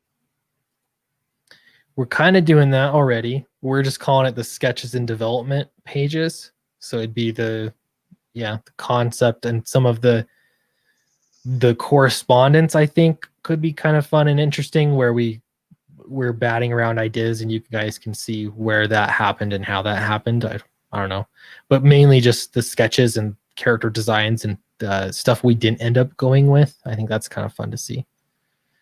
You got Alan Coker asking, are you planning on telling more stories and expanding the FATL universe? That's the plan, yeah.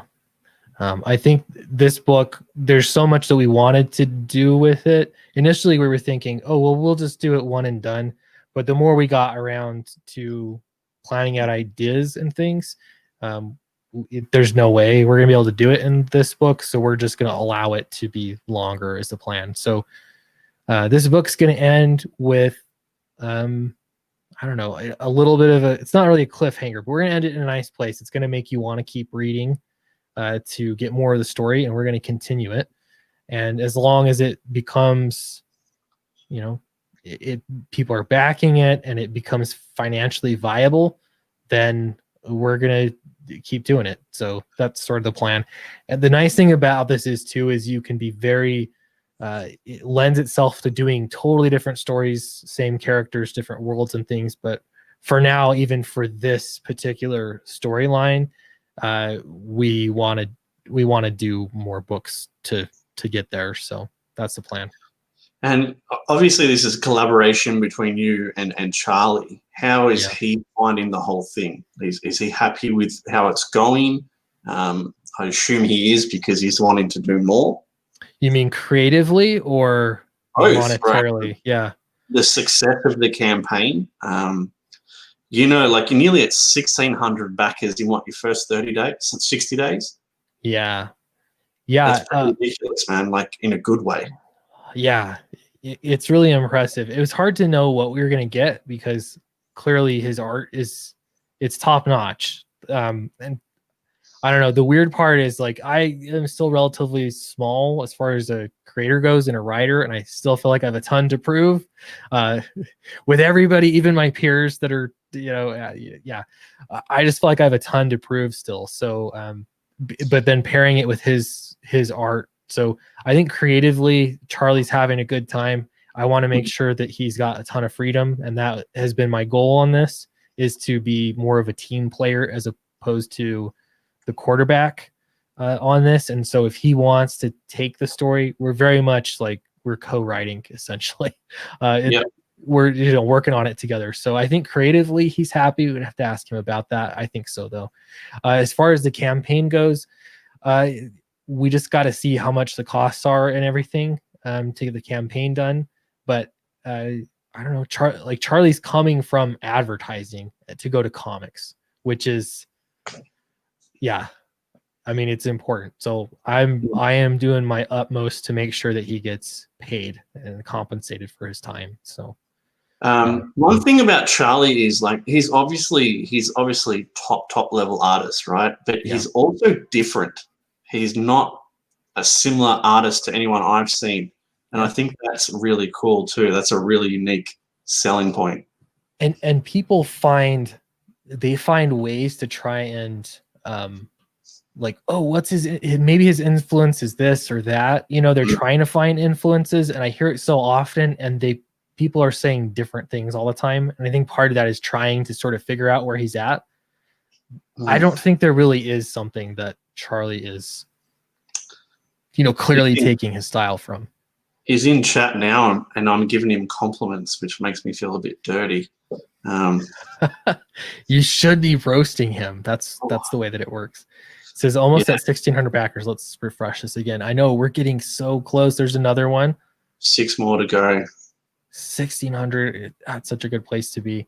I think we decided if we hit 2,000 backers right around there, that's $100,000 campaign, give or take. I think that's probably a little bit more than we would need to hit 100,000. But so it is. I don't know. It's nice to look at the backers and see. But if we hit 1,600 before the hour ends, that's bad. I cannot believe that I'm part of a project that has made that much. It's crazy. Everyone in chat, if you can do us a real big solid and chuck out this stream link on Twitter or Facebook and just share it around. Yeah.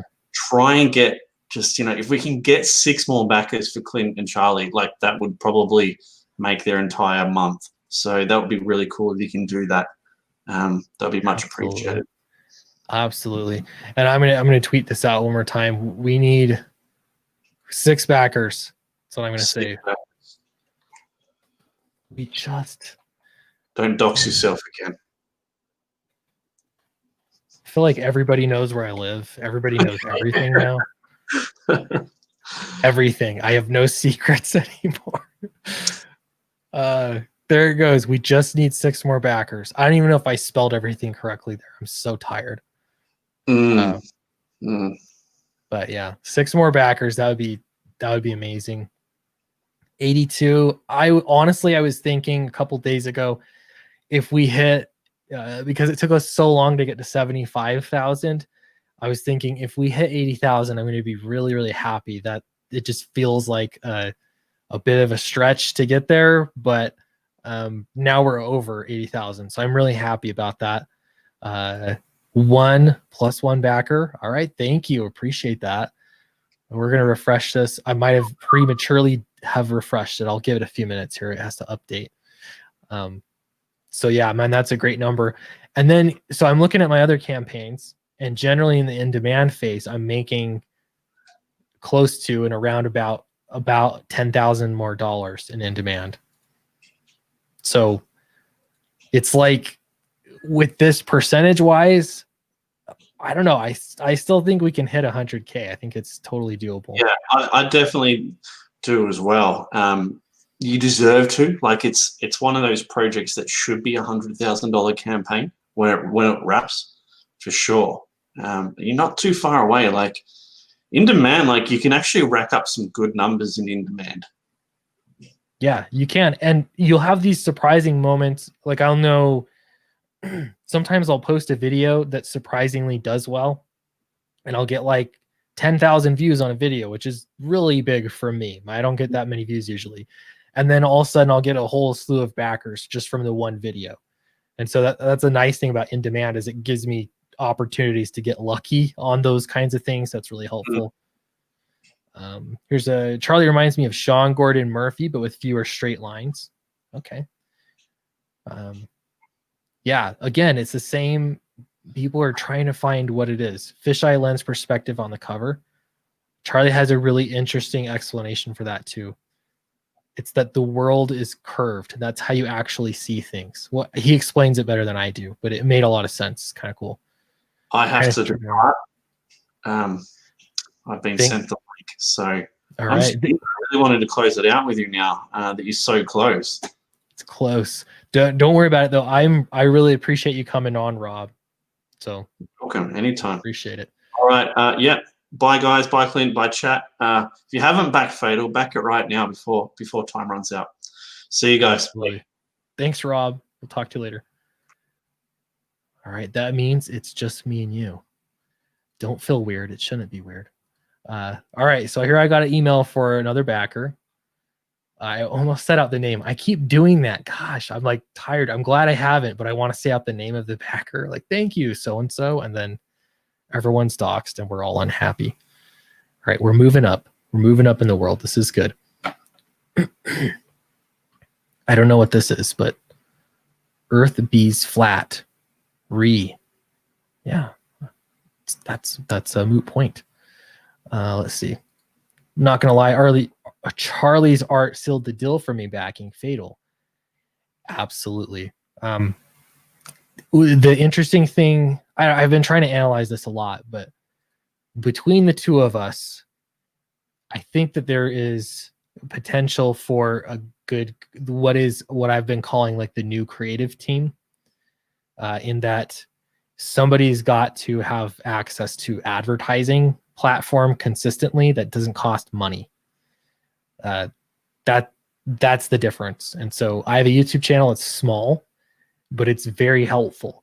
And like I'll notice if I go on to Ethan's stream, depending on the stream, depending on what goes, I will get backers for sure. But even still, the vast majority of backers come from this YouTube channel.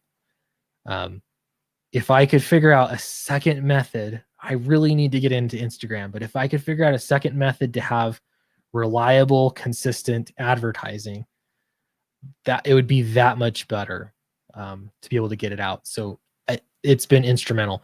I'm not sure how people like Vaughn do it. He's just Vaughn, where he's not really working on his own YouTube channel so much, but he just shows up to everyone else's channel. People are glad to have him there because he keeps it entertaining. He's a charming person, and he sells books. I'm jealous in a good way.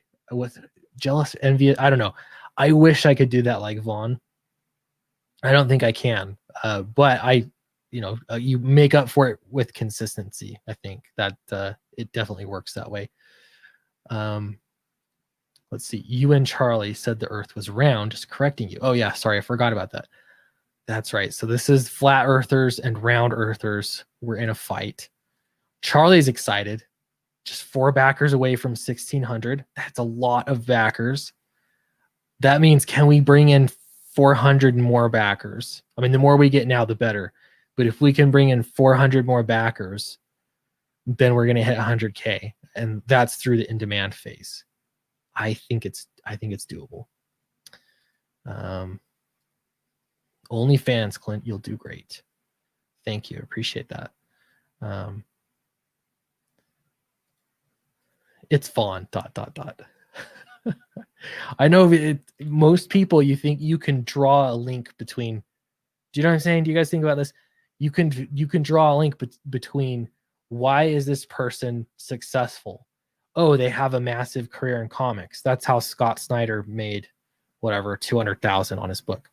Sean Gordon Murphy, same thing. Ethan Van Sciver, he's got a long career in comics plus a huge YouTube channel. So, like, there's no question, right?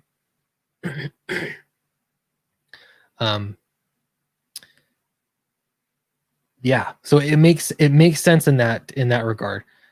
People that don't have YouTube channels, I just don't understand how they do it. I don't think I'd be able to without to. Roland says, I'd like to co-host a chill stream with you, Clint. Is that an invitation for now to finish us off for the next 30 minutes? Or you're just saying sometime? That would be fun, I think. I think what I ought to do is post a link sometime just in the chat and have whomever come in. That would be fun. Do any of the Fatal books come signed? Yes, they all come signed. I guess I never have said that anywhere, but to me, that's basic. If you're doing a crowdfunding campaign, they ought to be signed. So they will be signed, but the collector's bundle is signed by Charlie because of he'll be signing the book plates that go in there, and they'll be signed by me. So you'll have both of our signatures if you get a collector's bundle. Excuse me, anybody else just gets my signature. So that would be the difference there. Yeah, here's the other point too. EVS has down to earth charisma that others don't. Yeah, he's got a trifecta of things at least working for him, which is great. Let's see. I'd be willing to finish off the last 30 minutes. I'll tell you what. Vigilante Williamson. I'll just post the link right in the chat here. I don't want to go forever, though. I'll tell you that. I'm going to go 30 minutes and then I'm going to go to bed. That's the plan. But I'll post it. And if you want to come in, I don't know what time of day it is for everybody, but let's see. Let me get the invite link here. I don't mind just talking, but it is good to talk to people. I'm going to post it directly in the chat here. So if I see anything terrible, they're horror stories. I won't even give you ideas. They're horror stories. But as long as you're cool, then I'm cool. It'll work. So there's the link. If you want to drop in and help me finish off the last 30 minutes, we can just chat. We have more backers too. Let's refresh this. Oh my gosh, we're getting so close. We're down to the wire. Let's see. It's 12:33. Wow, I just had we just had an aftershock right here. Wow. Okay. So we had an earthquake a few months ago, and we've been getting aftershocks every so often. And I hate it.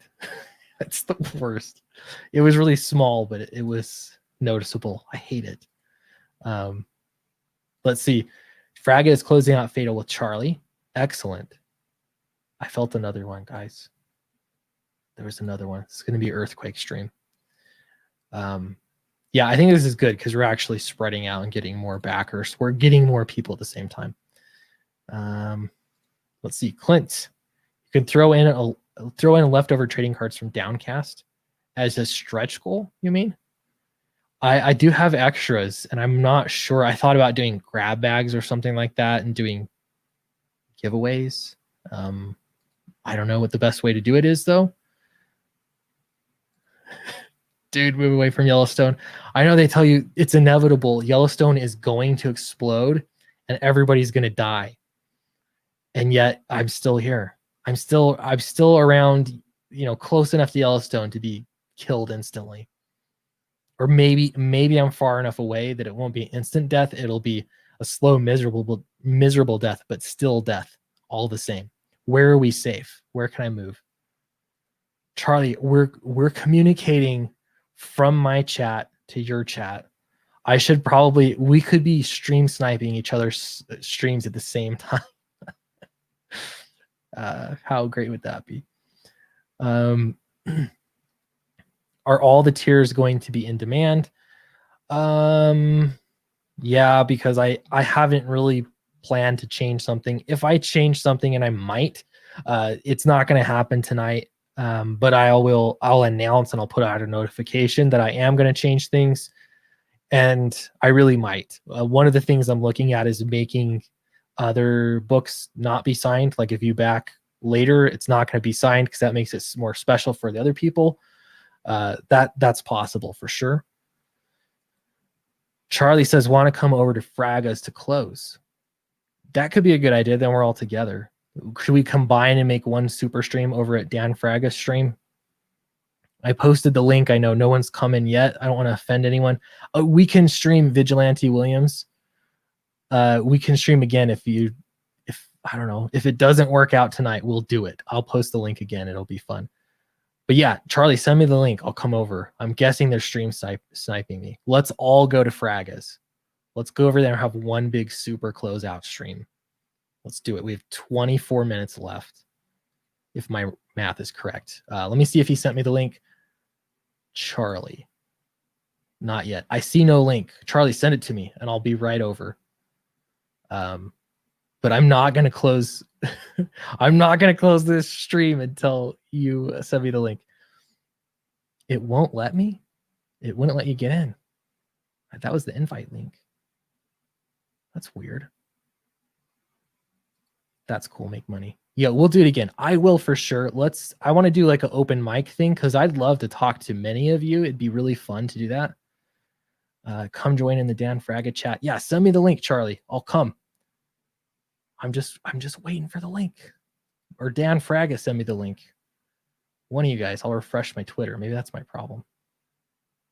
No, I still need the link. That's all I need. All right, I'll close the stream. Oh, here's Vigilante Williamson. He's here. Hey, hello. I'm here. Hey. Oh my God, this is my first stream with someone that's not me, and this is my little ghetto ass setup. Hey, I have this whole little mask thing. I have a whole channel, and hey, I like it. It's like a cooler comic book hut mask. it's actually a cheap mask and like some mesh that I just glued in. But yeah, nice. Well, I've got more. Is it Amoeba? Hello. Hi. Sounding good. This is Nice. This is turning into a good stream. Dan Fraga is covering the book too. We'll see how long this goes, but I still don't have a link, so we'll just keep going here. But how are you guys doing? Are you up late, or is it not late where you're at? well, no, it's super late. It is 2:18, I think. Trying to read through this mask, and I just have insomnia, and so, yeah. So I enjoy your streams and anyone who streams up late night. Nice. Well, I'm glad to have you here. I got to do more of these open mic things because I see Peter does it, Ethan does it sometimes. And it's just fun to actually hear voices and see faces or masks even or avatars from people in the chat. It just gives you a whole new perspective. So it is fun. Yeah. I appreciate it. This is the first, because I just started a YouTube channel a few months ago, and they say you should like stream with other people. This is the first time I've ever streamed with anyone else. Awesome. So your YouTube channel is just called Vigilante Williamson? Yeah, just Vigilante Williamson. I do a lot of politics, which I may pivot on because it's starting to get to me. But Yeah. politics, pop culture news, random, whatever I want to talk about, sort of stuff, that sort of thing. Nice. How many subscribers do you have so far? Only like 22, not that many. Like I'm starting to do, because I've been trying to like come up with a format of making content and still having like a regular life. So Yeah. I've been kind of experimenting with that. So like right now I'm doing a podcast and then just cutting up the clips of that podcast, but I don't have like a schedule. So I need to do that. But yeah, I'm planning on doing a stream podcast tomorrow around 1 if anyone is interested. So yeah. Nice. Very cool. Yeah. One thing with YouTube is it seems like if you start getting views, like if you notice one video that does well, you have to double down and just make videos that are on that same topic. And that'll start to help you learn what works and what doesn't work. So here's the thing with that. Like, okay, and I heard that. Yeah. My most successful videos are two on Millie Weaver. I'm not sure if you know Millennial Millie, Alex Jones. She used to work for Alex Jones. Oh. She had a documentary. And it's like, that's not really what I want to cover. It just so happened to be the things that happened to blow up. Well, not blow up, only like 200 views for me. But you know what I mean? Those are the only things that kind of got any traction. I'm like, Yeah. I'm not really interested. I just kind of tangentially covered it. So I'm not sure. Yeah. Yeah. That happens too. One was Captain Marvel. I made a video on that and it got good views. And everybody was making videos on Captain Marvel, before the movie came out. And I did a second one and I just thought, I just don't care. So I gave up. I probably sacrificed a little bit of views and maybe some ad dollars, but it just wasn't worth it. I just didn't care. So that happens too. Yourself. Yeah. I mean, if you don't care, you don't care. Absolutely. So he's saying here, Charlie's sending the link. I'm still watching for it. But it's great to meet you, Vigilante Williamson. Yeah, it's great to meet you too, and I appreciate you having me on stream. Absolutely, yeah. We'll do it again. It'll be fun. Yeah, I'll do this again. Amoeba, before Charlie sends me the link, tell me a little bit about yourself. I'm just finding out what this is like behind here. Yeah. It's a kind of very weird. to be on the other side. It's like a back room, backstage filling. Yep. But digital. You're not world famous, Amoeba. Everyone knows who you are. That's right. Yeah. Well, I appreciate you for coming on the show. Charlie sent me the link, so I am going to jump over to Dan Fraga's stream, but I think this is a good idea. I'm going to do open mic. I don't know when I'll do it, but I will do it. I don't know that I'm necessarily going to do it on Monday, but I'll do it soon, and I think it'll be fun. And I'd love to see both of you jump on again. That'd be great. Cool. And I realized you made me a wrench, so I could actually just plug myself through your chat. Do it. Yeah, abuse that power. I don't care if you are self-promoting your own channel. I'm more than that's what it's there for. So you do it. I'm cool with that. So no problem. All right, guys. Thanks. I'm going to end off the stream, run over to Dan Fragas, and we'll finish it off. Join us there, and it'll be fun for the last 16 minutes or so, whatever, 18 minutes. So thanks, guys. I'll see you over there.